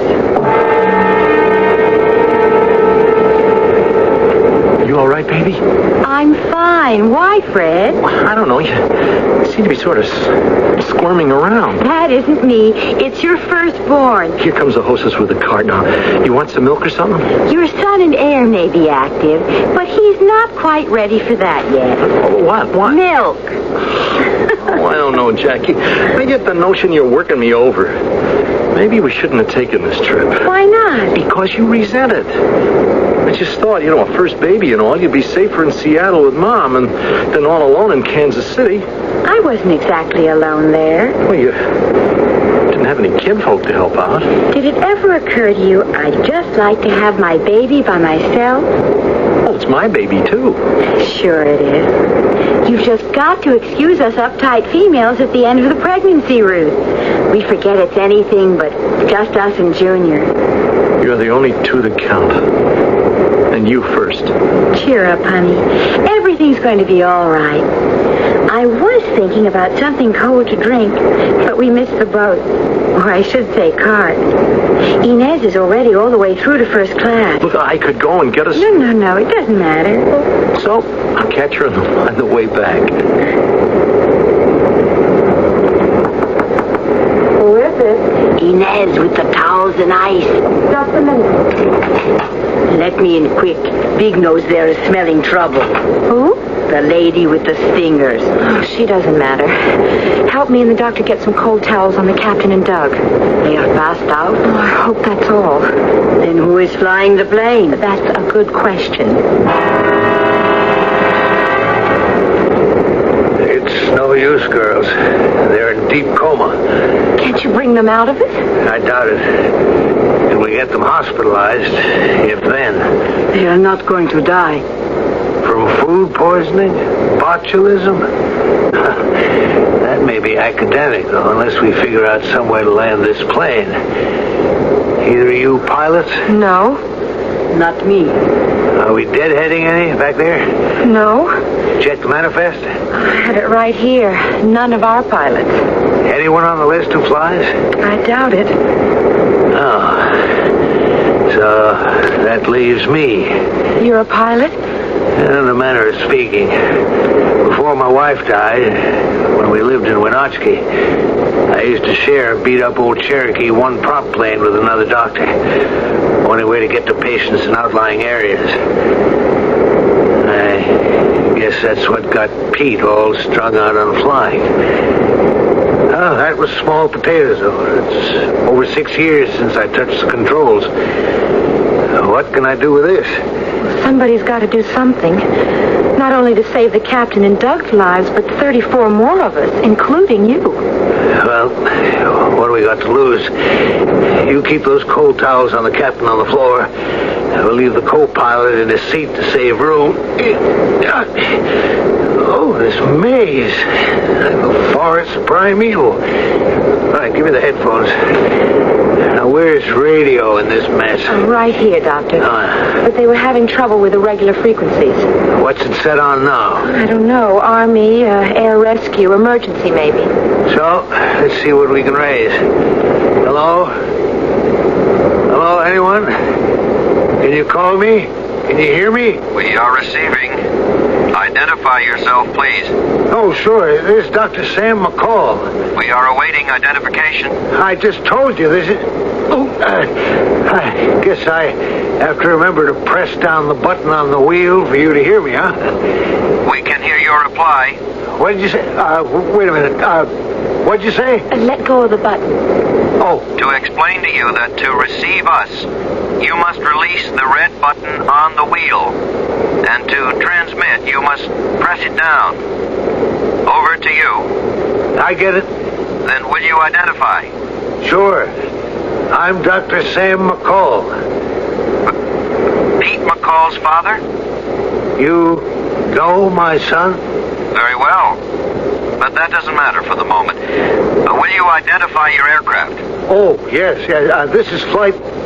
what's the number? 113 Transways Airlines. Inez, you hang in here. I'm going back to check the passengers. Flight 113 Transways Airlines. Oh, yes. You're the Mayday. That's us, brother.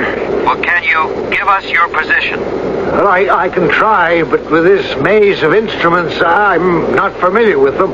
Where are your pilots? Both in a coma. Botulism poisoning. Any chance they'll be out of it within the next hour and a half?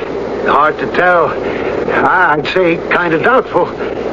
They both were hit so bad it's a toss-up whether they can hold out against respiratory paralysis. And there's no other qualified commercial pilot aboard?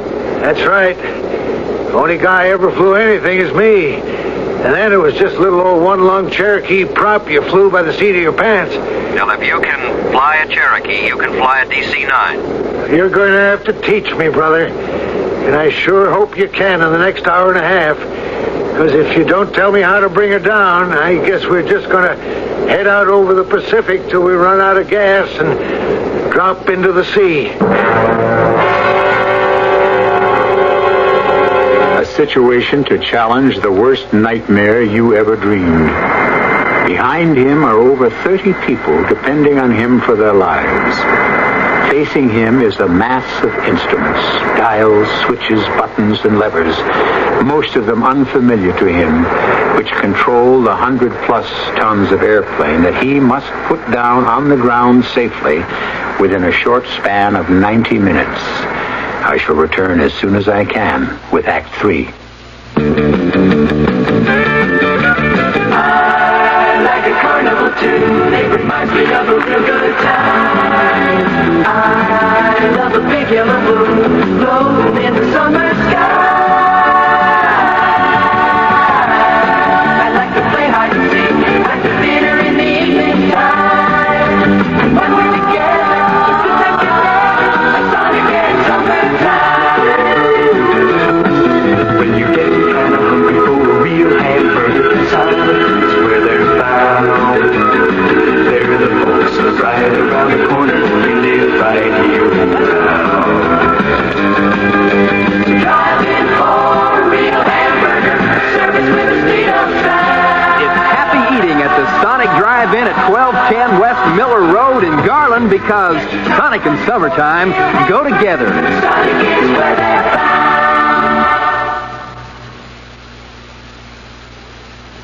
O great spirit, whose voice in the winds I hear, and whose breath give life to all the world, hear me.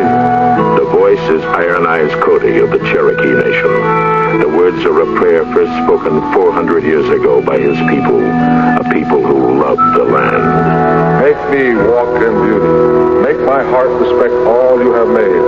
Make me wise that I may know all you have taught my people, the lessons you have hidden in every rock. In some Americans today, that spirit is reborn. Throughout the land, areas of thoughtless litter and pollution are being restored to their natural beauty, and yet we still have so far to go.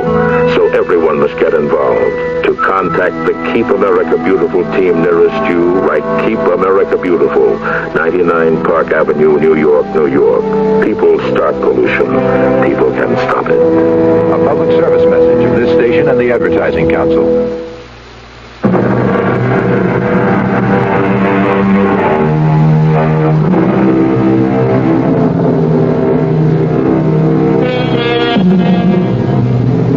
He sits in the cockpit of a 4-engine jet monster 31,000 feet above the ground, alone. A 65-year-old man who joined this flight with nothing but death on his mind. Dr. Sam McCall, widower, now flying to pick up the coffin and the body of his pilot son who died tragically in a crash on Guam. Now suddenly, by a massive wrench of fate, he is thrown back into the stream of life because he is the only person aboard who can fly this plane. And landing it safely depends on the quiet voice in his headphones.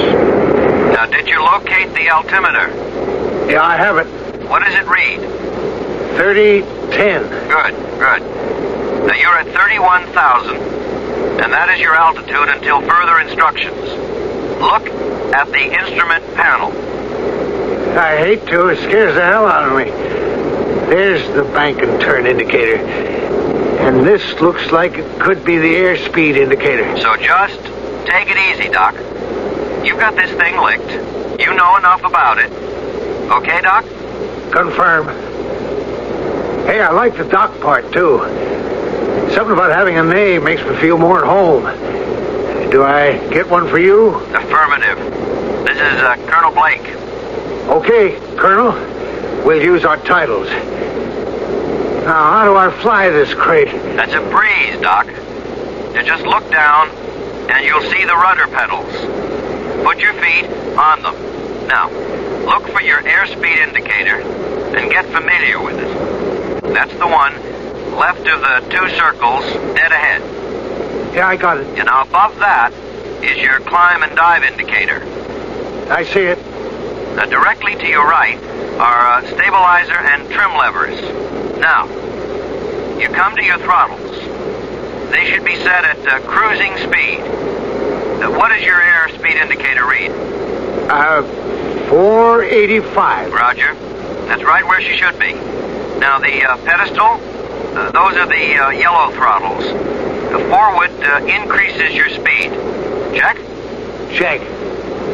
Back decreases, right? Right. But they must be coordinated and gentle. Now, do you locate the automatic pilot switch? It's up there on the console, over your head, to the right slightly.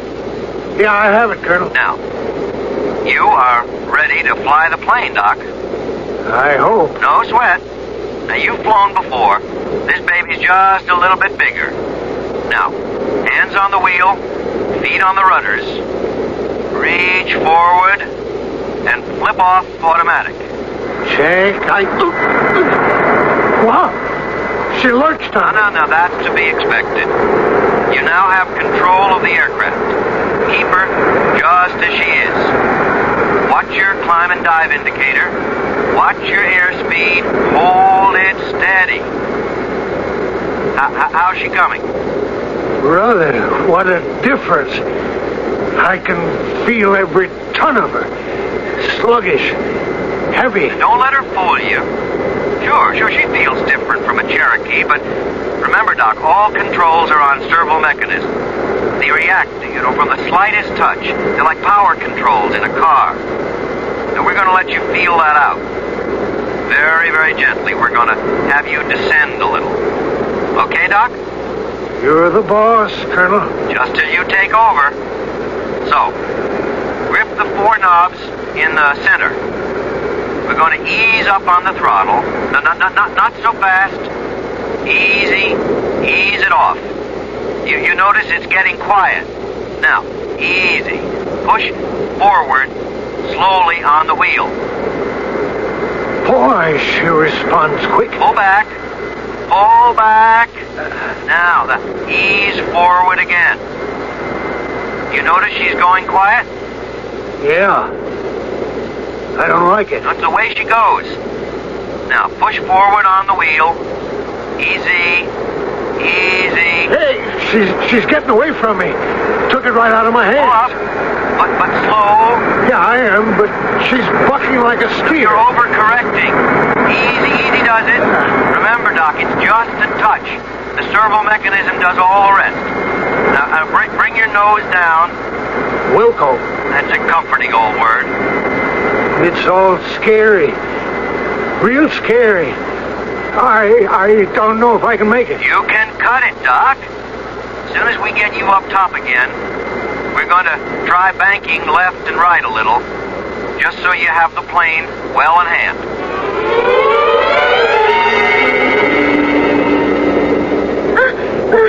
What is it, Jackie, baby? Not the baby. I'm afraid. Yes, it's so near. The pains are almost every minute. Oh, Lord. What are we going to do? I'll try to hold on. Honest, I will, but... Stewardess, friend, it's Jackie, my wife. She's having the baby. Here, help me get these seat backs down in front. Stretch her out. I'll get blankets. Inez? Yes, Gladys. Get up to the cockpit and tell Doctor Mrs. Pierce's baby is coming. I'll do my best to handle it. I'll try not to bother him, but I might have to call for instructions on the intercom. Sure, Fran, sure. So get going. Ladies and gentlemen, listen to me, please. There is no reason for panic. The plane is in good hands. I want to get all of us as far back towards the tail as we can. Everyone find their life jackets and inflate them as instructed when we were taking off. We have a lady who is about to deliver her child. I'm asking you to the rear as much for her privacy as for any other reason. We are all going to be all right. If the good Lord grants us a new somebody into the world, he sure doesn't plan to take all the rest of us out of it.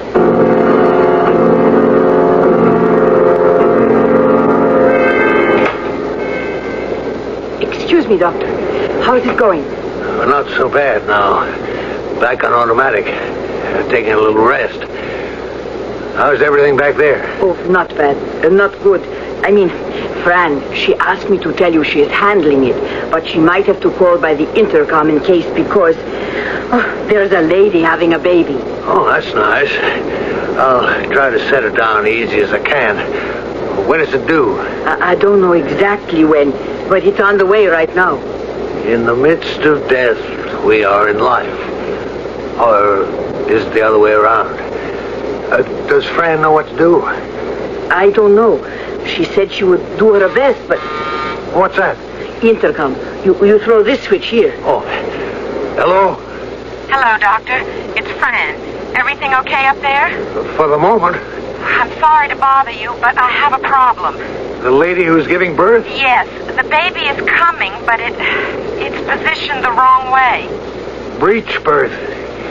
Look, you can't handle that. I tell you what, we have an odd 25 minutes to play around with. Hold everything. I'll be right back. Flight 113 to control. I am receiving you. Well, how much time do I have before we start descent approach? 25, 30 minutes. All right, then hang on till I get back to you. Before I try to land this plane, I got to do something I really know about. I've got to go deliver a baby.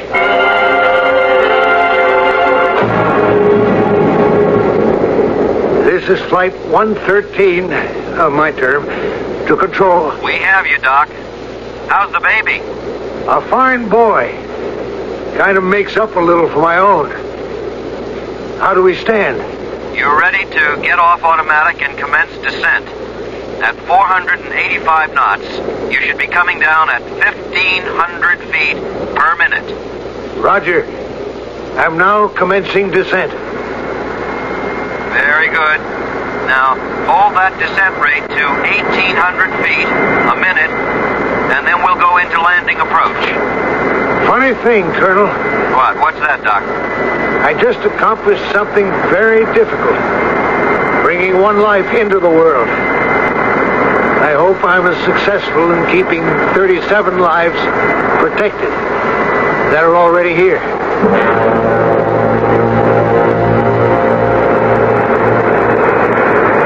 We're now coming in on your final approach. The descent is fine. How do you feel? Oh, I'm okay. Going a little fast, but no, okay. All right. Now, we lower the wheels. You remember the exercise? Affirm. Pull out rear lever and push down. Watch for 3 green lights indicating wheels down. I have the green. Okay, the landing gear is down. We have you in sight. Now give her some throttle as the gear slows you down. I feel the drag. More throttle. Watch the flap indicator. You remember? Yeah, I remember. 10 degrees of flaps added. Confirmed. Roger. Hold her there. Now, maintain airspeed at 127. I'm maintaining speed. You're doing fine. Now keep your feet on the pedals. Keep her nice and level. Can you see the runway? I see it. All right. Now maintain all configurations. You're doing just fine, Doc. Just fine. We like the picture. Come in, easy as you are. I'm getting awful close. Just keep your nose up. Watch the airspeed. Yeah. It's dropped 10, 20. Now that's all right. You know you're slowing her up. And you're in, so hit your brakes and drop your nose. Confirmed. Hey, she's yawing on Hold your me. rudder firm. Hold your attitude. Keep that yoke back, hard back. Keep that yoke back. Push hard on those brakes, Doc. Push hard. Should I reverse engine? No. Steady on the rudder pedals. Keep that nose down. Give it all you have on the brakes.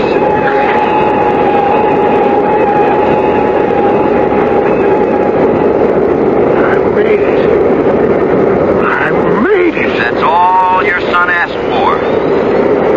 Signing off now, Doc, and turning you over.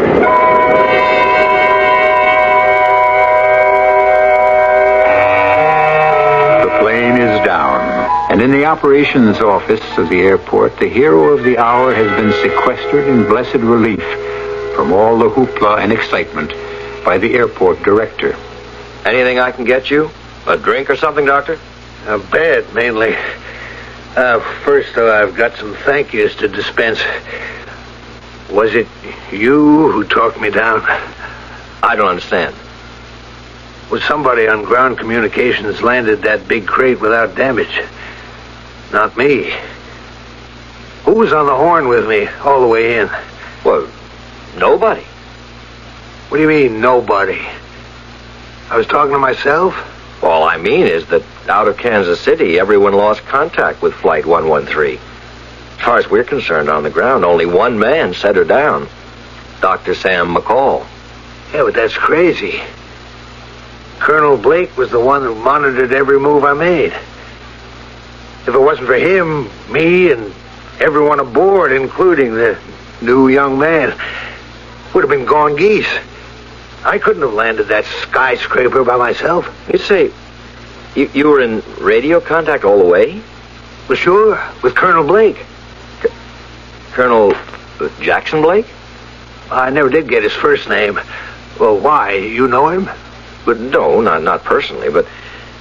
Well, he was the pilot of the plane in which your son crashed, and all personnel were lost.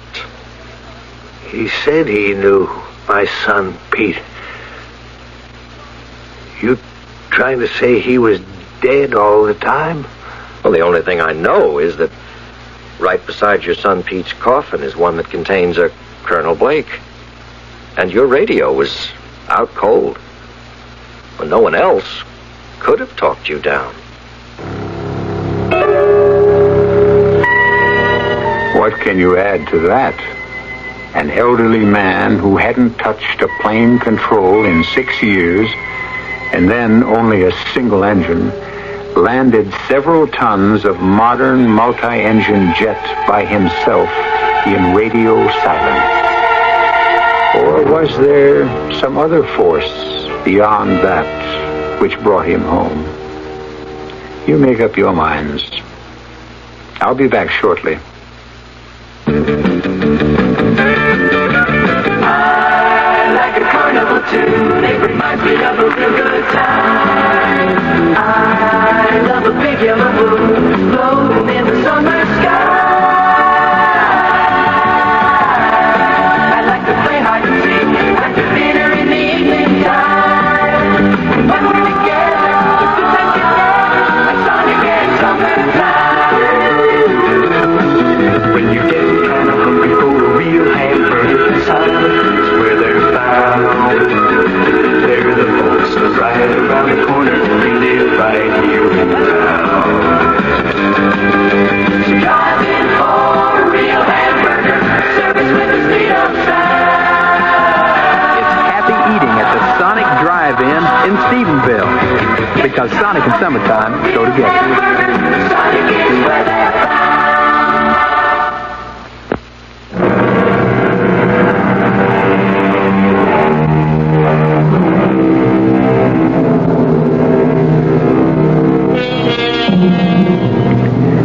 I won't vouch for the story you just heard. It's part and parcel of many legends. There was a whole crew who got poisoned eating key lime pie. There is a story of the radio operator of a sunken aircraft carrier who talked a plane home. Tale of a dead son who brought his father down, and so on and so on. All we ask on this program is not belief, just suspension of disbelief. Our cast included Robert Dryden, Jennifer Harmon, Earl Hammond, Richard Seff, and Hetty Galen. The entire production was on Communications Foundation. Radio Mystery Theater was sponsored in part by Buick Motor Division and by the Florida Orange Growers. This is E.G. Marshall inviting you to return to our Mystery Theater for another adventure in the macabre. Until next time, pleasant dreams.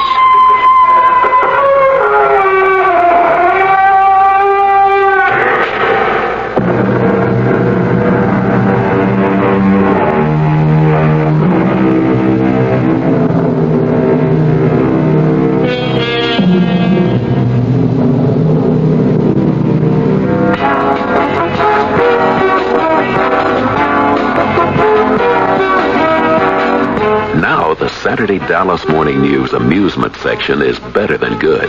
It's fair. Wait a minute. How can fair be better than good? If it's called F-A-R-E, it can. Oh, that fair. But what makes it so good? Fair is more than an amusement section. It's a weekly entertainment guide. Does it still have the reviews I like on movies, theater, concerts, opera, and art? Sure, but now you'll have a lot more to enjoy. Like a catalog of things to do and places to go.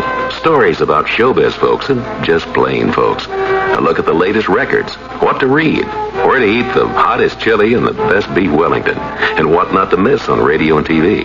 That sounds great. That's fair. A week's worth of entertainment in Saturday's Dallas Morning News. For home delivery, call 745-8383. WFAA, Dallas, Fort Worth. CBS News. The CBS Radio Mystery Theater presents...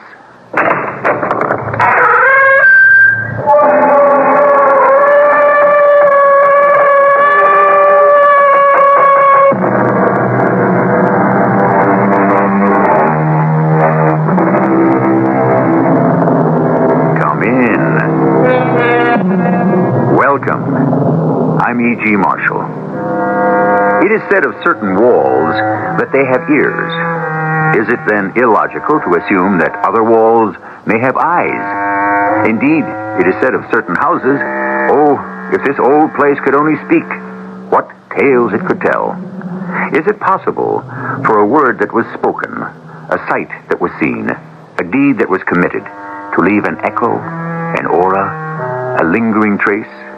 Well, that's why some houses are supposed to be haunted, no? I had every intention of killing you. I can't believe it. Just because I got the better of you on a business deal. I came here this morning to kill you. Look, here's the gun. What made you change your mind? I saw her. Who? Your wife. Your loving wife. And I laughed. Why? Because it's clear to me I don't have to kill you. She will.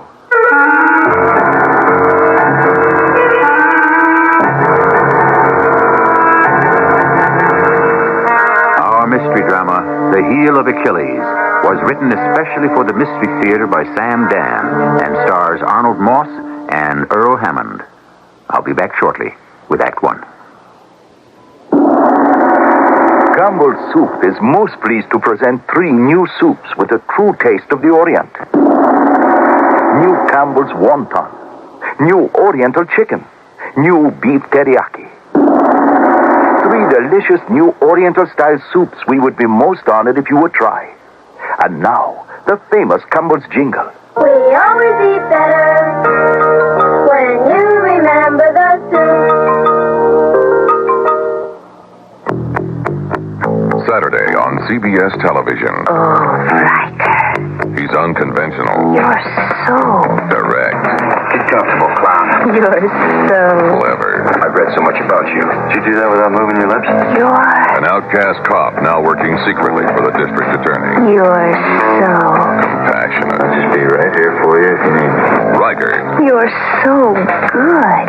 Saturday at 10, 9 Central and Mountain on CBS television. May I help you? Yeah, I want to see a juvenile. A what? Well, this is Risk Merchandise Center, isn't it? Yeah. And you're having a juvenile sale through Saturday, March 14th? Yeah. Well, I want to see a juvenile. We're having a juvenile furniture sale. Huh? You know, baby furniture. Baby furniture? Sure. You mean like little tiny beds and stuff? Why, sure. 40 different cribs by Bassett, Childcraft, Lullaby, and Hedstrom. Matching dressers, chests, mirrors, and headboards. Really? Sure. And coordinated bedding by Red Calliope and Nojo. Oh, boy. Not only that, but during the juvenile furniture sale at Risk, we have strollers by Hedstrom, Welsh, Stroley, and others. All top quality items and the prices Risk is famous for. Hey, you got any itsy-bitsy cucumbers? No. How about some little tiny chickens? No. Turkeys? I see one. Right. Don't miss the juvenile furniture sale now through Saturday, March 14th at Risk Merchandise Centers, US 30 at Colorado, 1 mile east of I-65 in Maryville at 37th and Grant in Glen Park.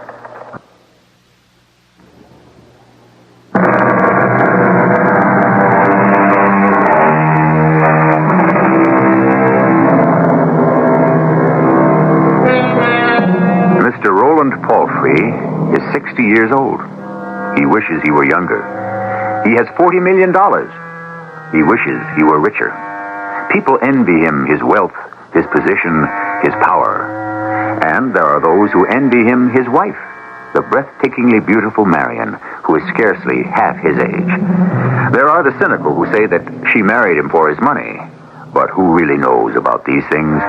And the truth of the matter is, love of money often outlasts love of love, if you know what I mean. At any rate, since this is a story of a businessman, let us get down to business. Why not stay on, Martin? What for? Well, the company name will still be Martin Machinery. The name. It's all that's left. Same salary, plus a bonus? No, thank you. You're too young to retire. Maybe. But I'm too old a dog to learn new tricks, especially your tricks. My great-great-grandfather started this business in a blacksmith shop. Yes, I know. He's the one who shoed George Washington's horse. And people knew they could depend on the Martin name. Is that a fact?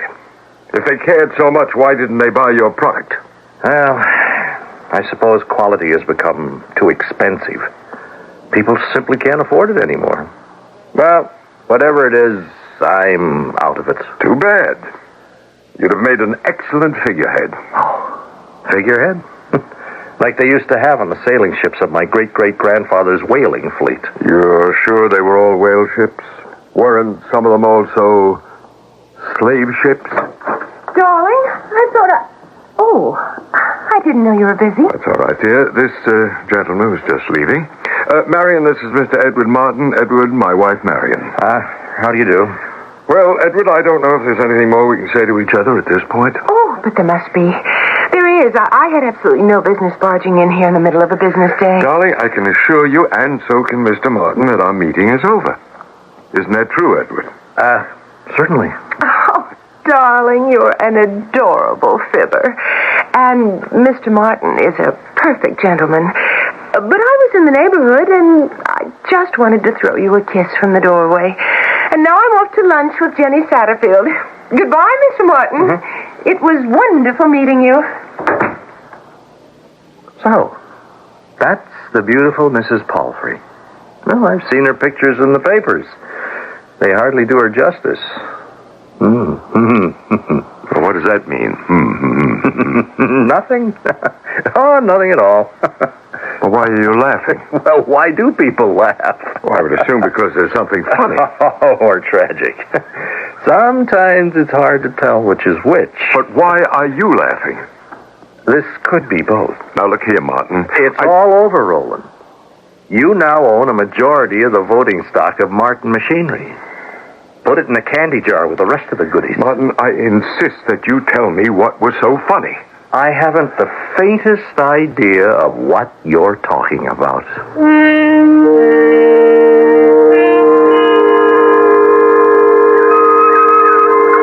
Ready? Serve. Oh, no, darling, it was out. Oh, that means you win the set. Come on, give me a chance to get even. Now? Well, now's the time while we're warmed up. All right. Oh, darling, you really don't want to play. Oh, nonsense. You're tired. We're going to relax for a bit, have a tall, cool, refreshing drink. We shouldn't overdo it. Look, Marion, I'm not tired. Well, perhaps not, but I am. Now, let's just go into the clubhouse and sit for a bit. Darling. Yes, Roland? That gentleman I introduced you to the other day. Mr. Martin? Oh, you remember his name? Oh, well, he's very handsome. Of course, he's not as handsome as you are, but then who is? Had you met him somewhere before? No, I don't think so. Why do you ask? Well, I get the feeling that he knew you. Oh, I'm sure I don't know him. Or that he knew something about you. Oh, well, darling, my life is an open book. Yes, well, Well, what? It's probably nothing. Probably nothing? I'd feel better if it were definitely nothing. And I'm positive it is. So, let's forget it. It's forgotten.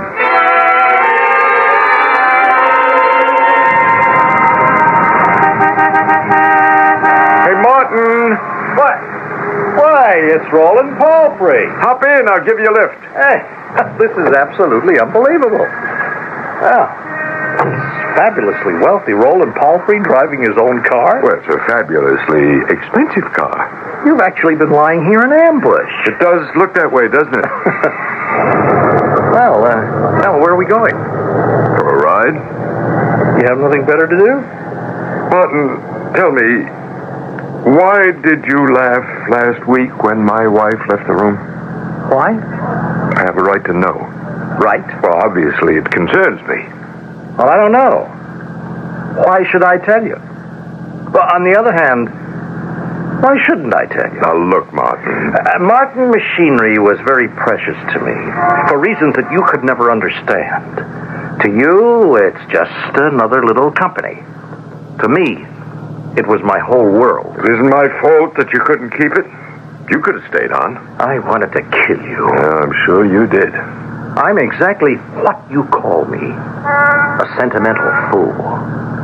I ask myself, how do you fight him? He takes away your customers. He cuts off your sources of raw materials. He makes it impossible for you to get credit. He isn't human. He always considers every contingency. Thank you, Martin. And then I saw her. Who? Your wife. And I laughed. Why? Because I said to myself, I don't have to kill you. She will. What are you talking about? You are not invulnerable. And you're not invincible. You're like he was. Like who was? Achilles. The greatest of all the ancient warriors. Now, what does he have to do with... Like him, you have a heel. A vulnerable place. Can we have a sensible discussion? You never made a mistake in your life until you married her. What are you insinuating? What made you think a woman of her vibrant beauty or her glowing sensuality could be satisfied by you at 60? She loves me. She loves you? Well, poor Roland. Your vanity is going to destroy you.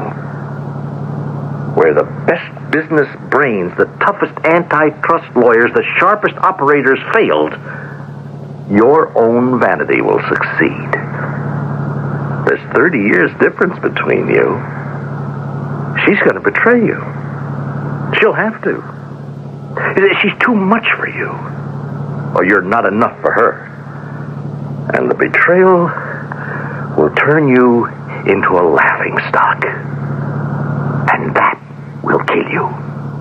And that's why you laughed when you saw her? I'm off the hook, Roland. She'll take care of it for me.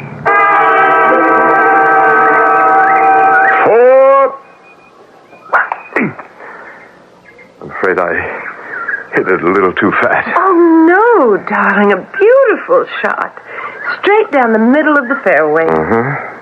Not bad for an old duffer. No, I don't mind you calling yourself a duffer. But you're not old. Dearest, I am 60. Well, you don't look a day over 40. Oh, now, come on. All right, 45, but that's absolutely my final appraisal. I just can't think of you as old. You're so handsome and so youthful. You do love me, don't you? I just can't kiss you right out here on the golf course, can I? Think of your image. Let's move out before we hold up play. Angel? Yes, dear? I saw this perfectly lovely old house out in Gulliver County. And you want to buy it? Well, it's a Victorian mansion. Then you go right ahead. I'll have someone in legal handle the details for you. Well, there is a problem. The real estate agent doesn't want to sell it. I don't understand. Well, isn't that why he's in business? Well, I don't mean he doesn't want to sell it exactly. I would say he's trying to discourage me from buying it. Why? Why? Well, he says it's a haunted house. Oh, there's no such thing. Oh, but he insists. Darling, do you want this house? Oh, I'd just adore it. It would be such fun to fix up. Then why don't I handle this thing myself?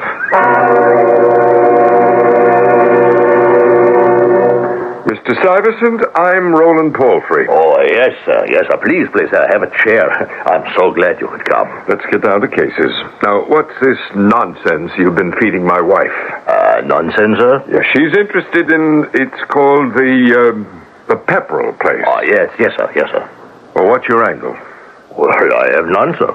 Well, you obviously don't want to sell it. Why? You're breaking faith with the owner. If it becomes known, you can be held liable. Well, I happen to be an ethical person, sir. I believe in telling a prospective buyer the truth about the property. The truth? Yes. What truth? The place is haunted.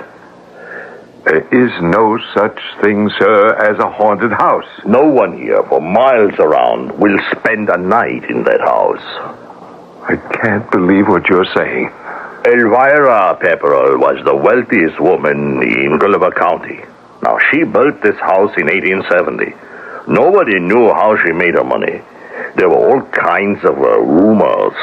Well, she murdered her husband. Why? We don't know. Probably because he was cheating on her. And then she killed herself. They say her ghost won't have anyone in the house. She just drives them out. What kind of rubbish is this? No one has lived in that house since she died about 50 years ago. The bank's been trying to get rid of it, and there's no takers. I just can't believe it. But you have to respect the facts. There's the house. It's been kept up. There are 300 good acres, and there's the price. It should fetch at least twice as much, easy. But there is no such thing as a haunted house. Yes, well, you tell that to the folks who wanted to spend the night there. The last 3 who tried it, one of them was dead the next morning. One of them looked like he aged 30 years, and he couldn't say a word. The other one doesn't stop talking. But it's all gibberish, and he's still in the asylum. There has to be a rational explanation. There is. The place is haunted. I still say that's impossible. Well, sir, if you're so sure, why don't you spend the night there?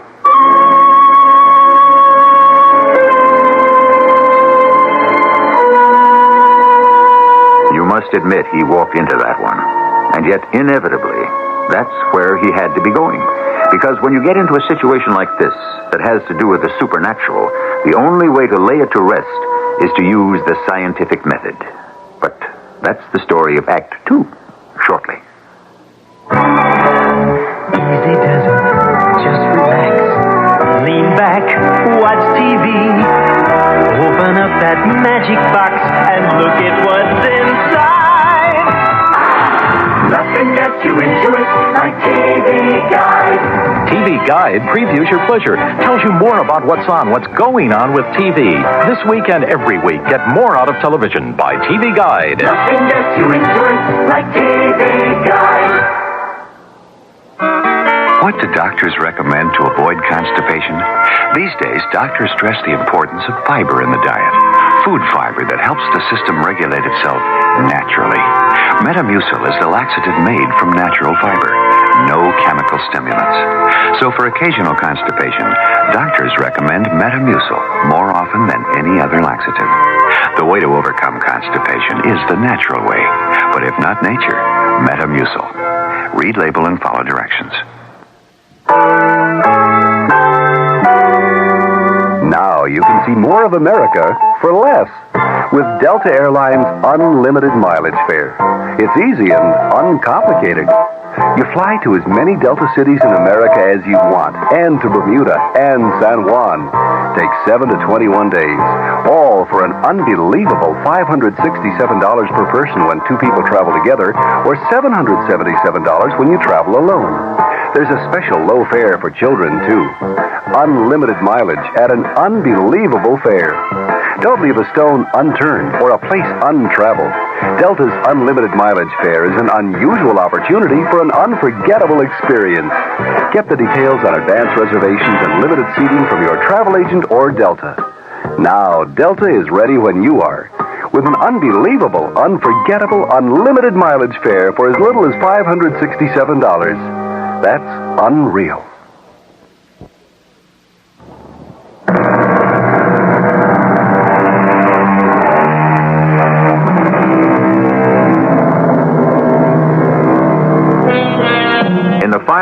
analysis, the last words in any argument are usually, put your money where your mouth is. And so it is with us. Here we have a man of fantastic common sense who suddenly finds himself confronted by an impossible premise. And yet, he can only respond by putting up or shutting up. Why don't I spend the night in the Pepperell Mansion? Well, what would that prove? Everything. Look, Mr. Stuyvesant, I'm a busy man. I only came here to straighten this thing out for my wife. Well, have you? Certainly. I'll tell her it's nonsense. And what makes you think she'll believe you? Mr. Stuyvesant, are you serious?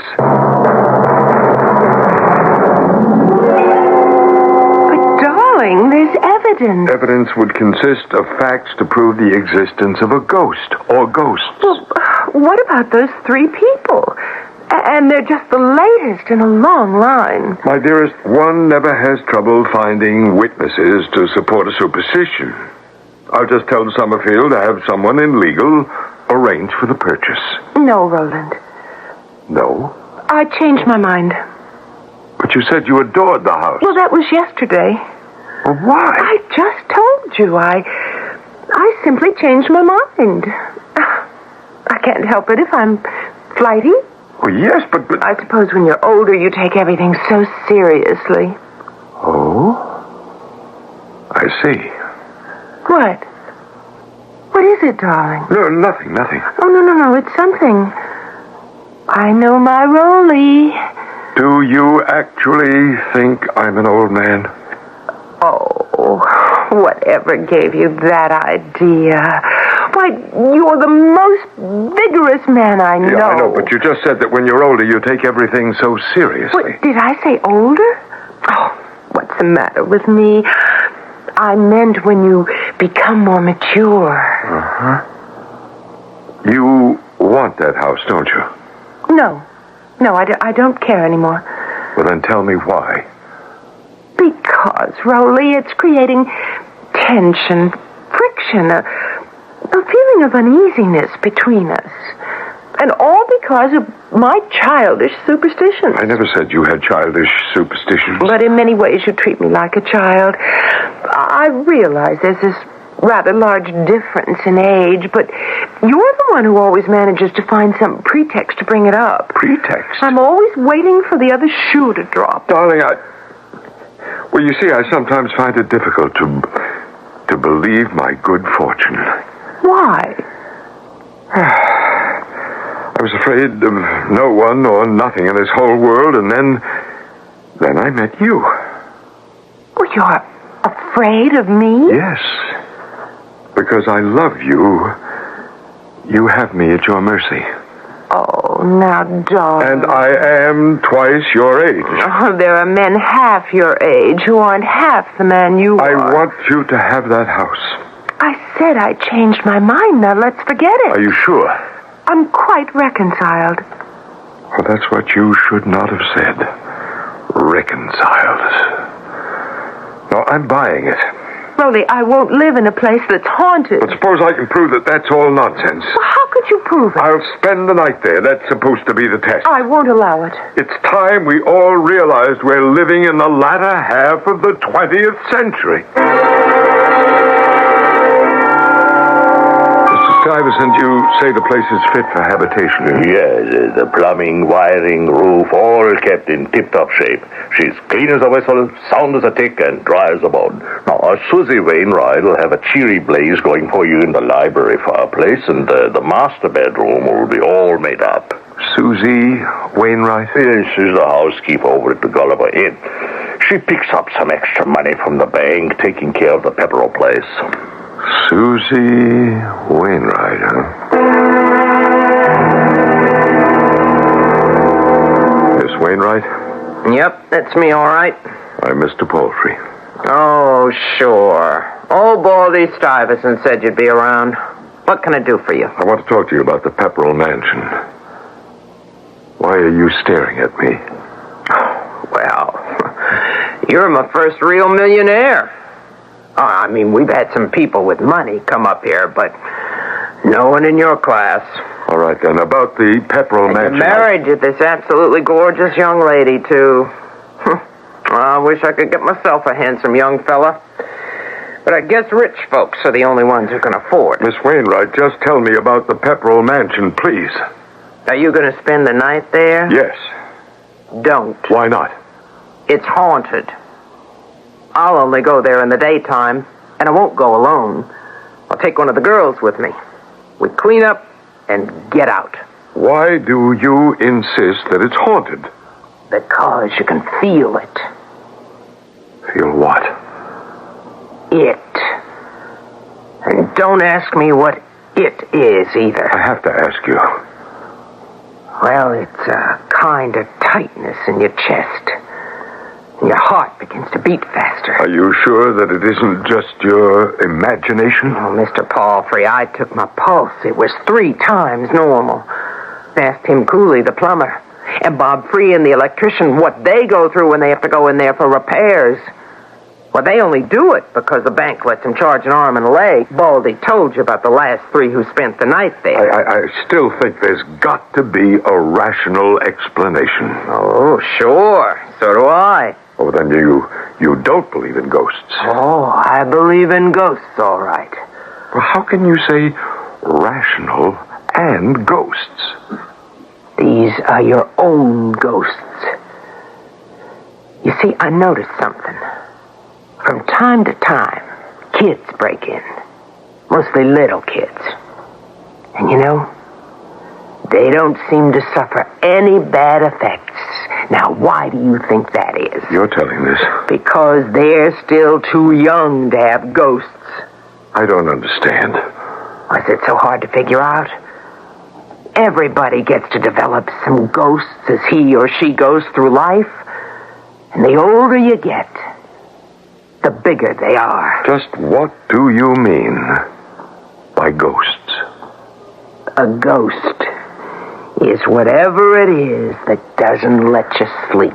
But what does this all have to do with the Pepperell Mansion? Okay. In the ordinary way, you learn to live with your ghosts. How to handle them. You still haven't told me how this ties in with something in that place. Something that unleashes those ghosts inside of you. What? Oh, I wish I knew. But what's the difference? You shouldn't stay there. Why not? Ghosts are ghosts, no matter whose they may be. And the fact is, I don't believe in them in the first place. Oh, a man like you, as rich as you got plenty of ghosts. Maybe you won't admit it, but you're chock full of them. In any event, I intend to stay there this evening.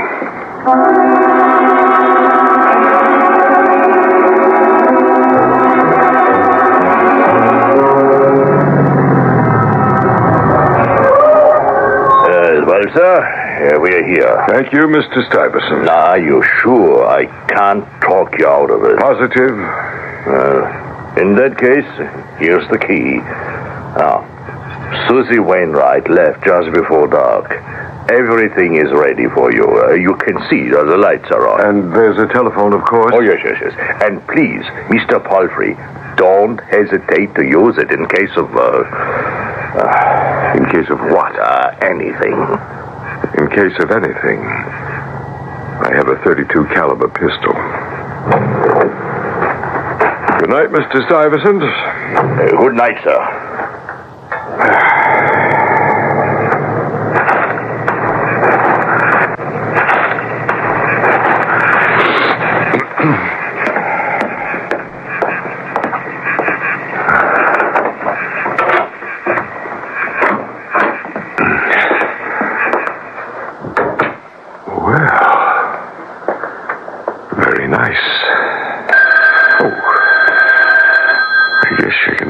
From the telephone, even in a haunted house.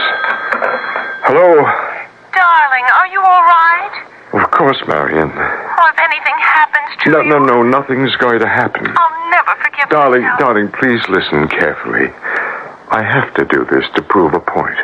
I'm always fighting against superstition, short-sightedness, don't you understand? I simply couldn't pass up a challenge like this. Oh, you're so wonderful, so wise, so mature.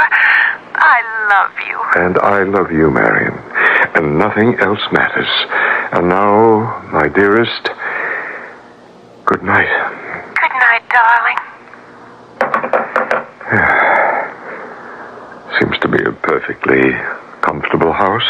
Oh, no, really. Hello. Mr. Palfrey, this is Susie Wainwright over at the inn. I see you're there. Obviously. Well, I made up the couch for you in the library. The fire's going. Thank you. On the table, you got an automatic percolator. It's filled with coffee. Thank you again. The kind without caffeine, so you can sleep. And there's a tray of sandwiches. Very kind of you, Miss Wainwright.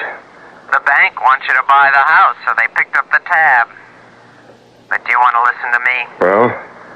Are you wearing your coat? No, why?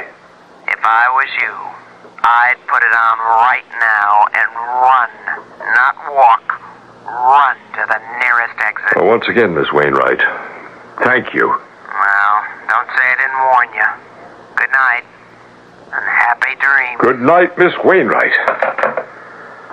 Oh. Coffee and a sandwich. And then I think I'll turn in early.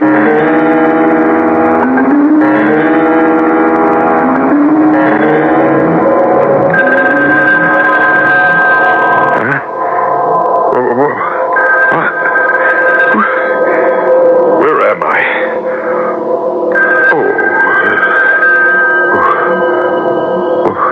Who's that? Who's that at this hour?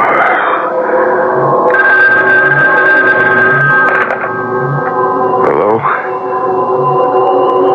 Hello? Hello? Hello? Must have been wrong number. Midnight. All right, just as wrong number. Chiming of the clock, nothing to start getting excited about. But just get back to sleep. What was that?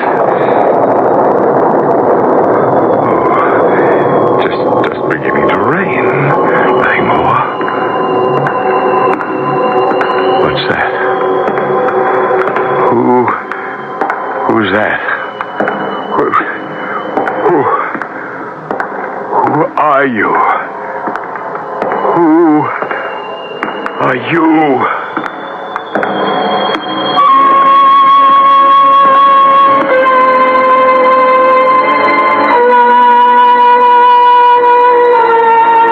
There's going to be an answer to that question, but we'll get it in Act 3.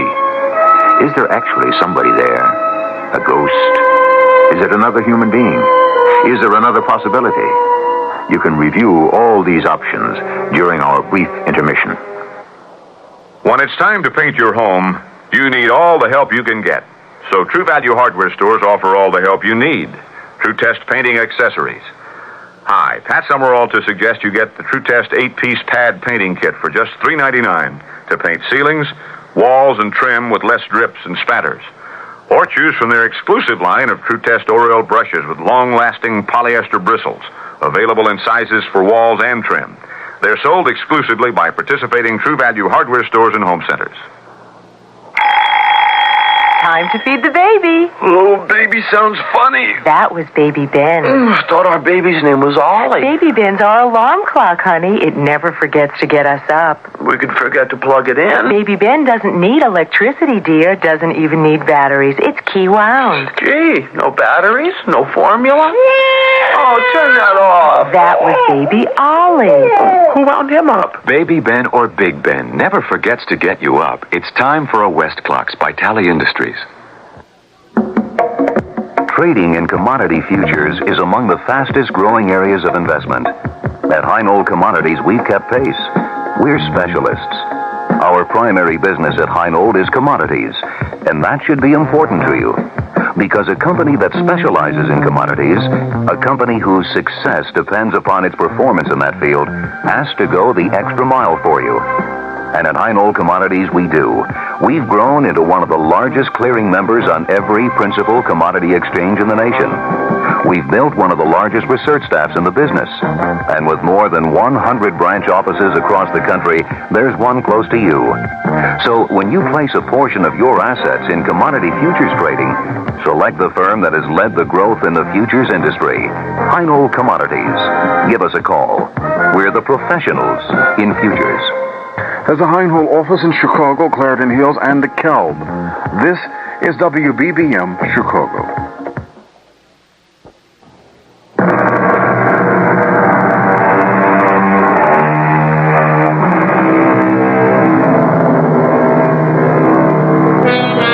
In broad daylight, in open, airy places that are filled with people, it is logical to insist that there is no such thing as a ghost.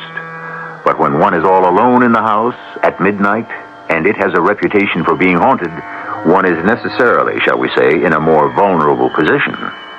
There has never been a more practical, common-sense, down-to-earth person than Roland Palfrey. But he has never been in this kind of situation before. Who are you?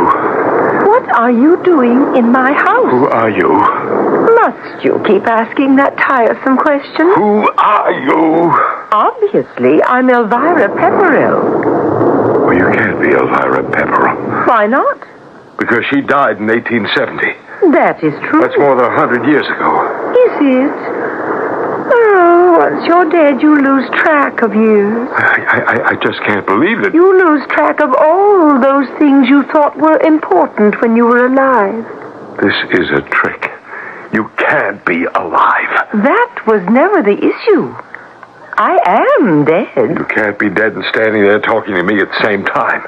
It isn't being done at the same time. I don't understand what you're saying. Of course you can't, because you're alive.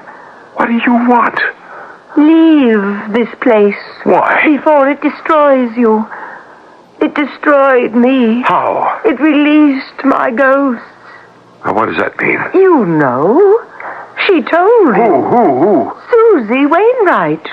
What does she know? She's a genius. She's just a housekeeper. Because she was born at the wrong time, in the wrong place.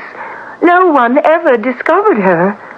There are millions like her, and their wisdom will never be made known to the world. I don't believe that. Get out of here. Why? She told you why. There is something in this house that unleashes the ghosts within you. The ghosts that must remain mute and buried if you would ever know an hour's rest and a moment's peace. Leave. Your ghost will destroy you. I have no ghost. Listen. Like Achilles, you have a heel. Who's that? You know who it is. Vanity. Your vanity is going to destroy you. Where is he? Martin, where are you? Come out, Martin. Come out wherever you are. He's already out, Roland. He's been hiding inside you. He's one of your ghosts. You never made a mistake in your life, and then you married her. It's your ghost speaking, Roland Palfrey. Your ghost. Leave here quickly. What are you waiting for? I can't. Why not? Because what will they all think? Who does it matter? I said there was no such thing as a haunted house, and I said that I would prove it by spending the night here. How can I just get up and leave? How? I'd be admitting that I believe in ghosts, and they drove me out. So you believe in ghosts? Yeah, but suppose the newspapers pick it up. What will my board of directors think? The banks will have to get credit. The stockholders, I have to stay the night. Your sanity won't survive the night. Oh, yes, it will. I'll fight them. I'll fight those ghosts, all of them. There's only one. It's true, you plundered, you destroyed, you betrayed. But you have no conscience. You have only one fear. And you know what that is. Marion's fidelity. That's your ghost. No. For years, you never had time for a woman's love.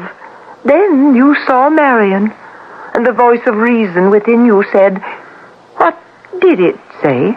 Well, it said, It said, don't kid yourself, she's too young for you. There are rules, the old for the old and the young for the young. Ah, but you were a man who lived by breaking the rules. And so you felt you could break this one, too. Yeah, but she loves me. She loves you. Poor Roland. Tell him to be quiet. You tell him to be quiet. He's your ghost. What made you think a woman of her vibrant beauty, her glowing sensuality, could be satisfied by you at 60? Oh, is that so? Well, listen to what she says about that. Oh, dearest, there are men half your age who aren't half the man you are. That's what she says. But how does she treat you? Darling, let's play another set. Now? Maybe you're tired. We better relax for a bit. We shouldn't overdo it. Can't you see? She's too much for you. Or maybe you're not enough for her. No, that isn't true. She's going to betray you, Roland. Oh, no. She'll have to. You see how all the good-looking young fellas give her the eye? You think she's not aware of it? She's only human. Tell him you're only human, Marion. I'm only human, Roland. Yeah, but you love me, Marion. You keep telling me you love me. Because she's trying to convince herself. She's fighting it, Roland. I'm trying, Rolly. I'm trying. But there are times when I miss a strong, young... Don't say any more. No more. I don't want to wither and die. I want fun. You're too old for me. Marion, darling, I can give you love. I want more. Get out of here. All of you. Get out or I'll kill you. You can't destroy ghosts with a gun, Mr. Palfrey. I'll destroy all of you. I will.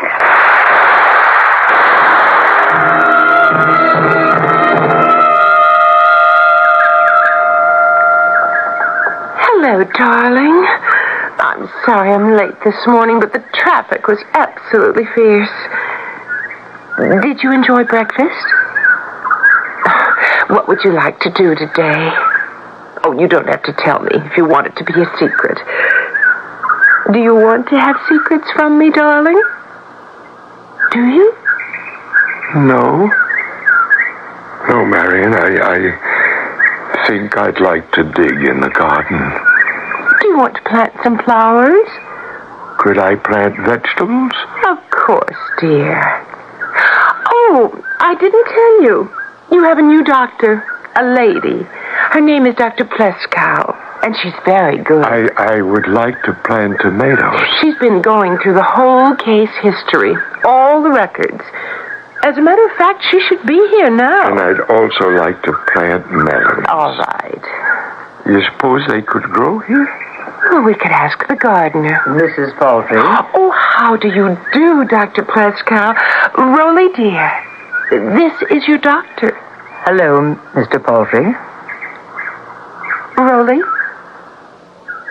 Hello, Doctor.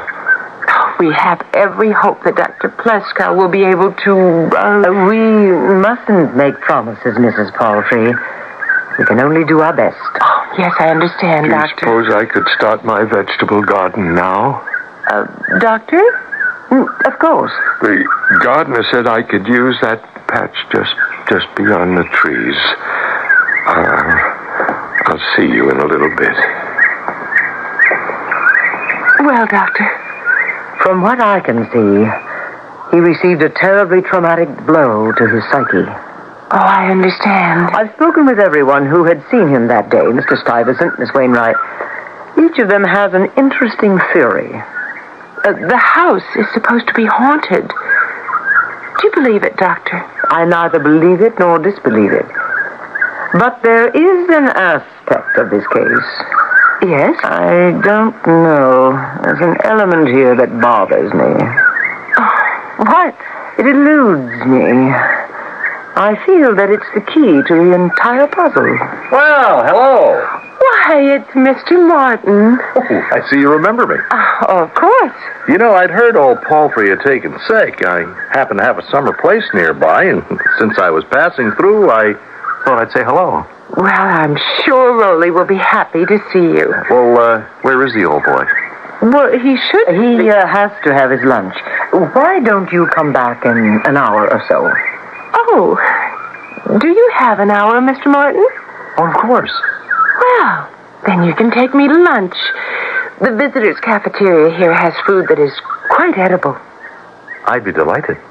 Will you excuse us, Doctor? Certainly.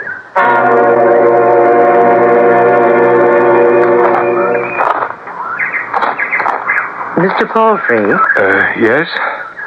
Oh, you're the new doctor. I don't need a doctor. You don't? I'm very happy. This is a very beautiful place. Would you take me to lunch? If you want me to. We'll eat in the patient's dining room. But we have a few minutes. Let's sit and chat first. About what? You. Mr. Palfrey, you wanted to prove a point, so you agreed to spend a night in a haunted house. Is that what I did? You don't remember any of it? Well, something happened to you that night. I don't know what you're talking about, Doctor. I realize, but I have to say it. And after a while, it may get through to you. Your imagination may have created a nightmare experience where you actually thought there was a ghostly adventure. But I believe something else happened. Do you know what? No. It fell into place just a few minutes ago when I saw a man named Martin. Do you remember Mr. Martin? No.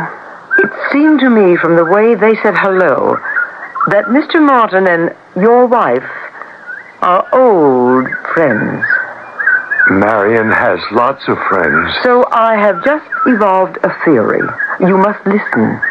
Yes? I'm your doctor. I'm going to get through to you sooner or later. I'm convinced that your wife and Mr. Martin are having an affair. All you have to do is to look at them. An affair? I realize you can't comprehend it now. They've staged this whole business. They got Mr. Stuyvesant and this Miss Wainwright to create this tale about a haunted house in order to get you inside.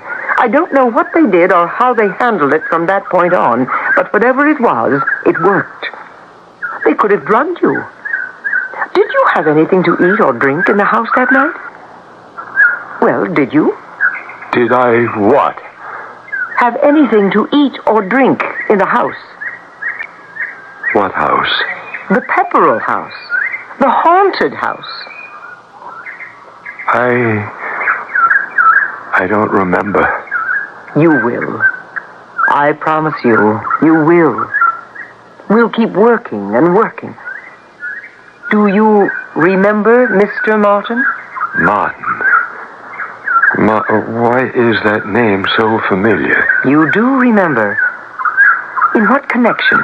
Well, his family had ships. Ships? Uh-huh.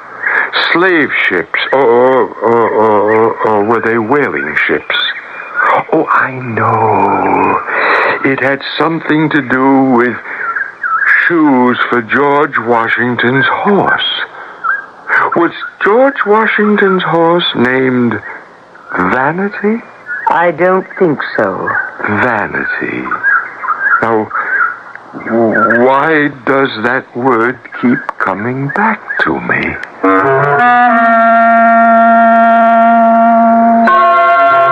Is it the way it begins? The long road back to normalcy? Does the blotted out past reveal itself in a series of almost subliminal strobe-like flashes which gradually lengthen into a great flare that lights up the entire landscape of our memory? Will he be able to come back all the way? That's another story, and one is all you get at a time. I'll be back shortly. Welcome to Meet the Media. Thank you very much. Today I am interviewing radio. Hello. Television. Take a look at this. Oh, newspaper. I've been around the longest. Yeah, but you can't change channels on a newspaper. Well, you can't put a TV in the bottom of a birdcage. Interesting debate. Radio. How's your listenership? It's up 66% since 1967. Newspaper? Yes. How's your circulation? It's, Right. But I'm happy to say our advertising rates have gone up. Radio? Because the cost of radio advertising has not increased as much as the other major media, it's a better deal. And what about the cost of television? Film at 11. Radio wins that round. What about creativity? Well, there are 4 of us sitting in a room pretending to be a radio, a television, a newspaper, and a human being. That's amusing. Just an example of radio's creativity. Radio, red hot, because it works. For the advertiser trying to fight the rising costs of TV and print. The Radio Advertising Bureau can send you more facts. This station can send you more customers. Denture wearers agree. Snug cushions hold loose dentures so comfortably tight, I feel confident again. Soft adhesive Snug brand denture cushions ease sore gums from loose-fitting plates. No messy fixing like powders or pastes. Snug is easy to shape and fit, won't wash off. Get temporary relief from loose-fitting dentures until you see a dentist with Snug.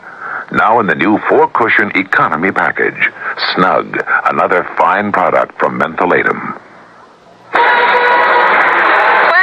Never thought I'd get hemorrhoids. Just what I need now that I drive a cab. Here, try what I use. Preparation H. You too? Anybody can get hemorrhoids, especially people who sit a lot.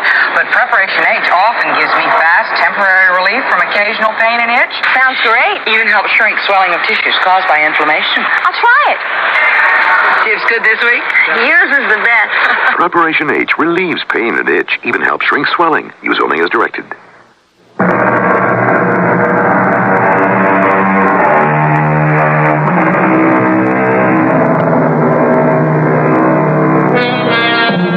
The name of our story is The Heel of Achilles. It's from Greek mythology. When the mighty warrior Achilles was born, his mother was told to immerse him in a certain stream.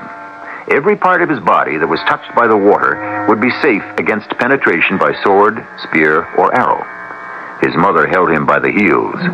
Unfortunately, they were not covered by the magic water, and when he was struck in the heel by an arrow, that was the wound that killed him. We go into detail here because each of us has his own psychological Achilles heel.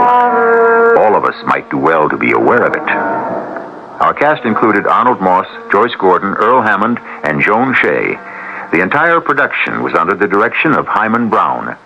This is E.G. Marshall inviting you to return to our Mystery Theater for another adventure in the macabre. Until next time, pleasant dreams.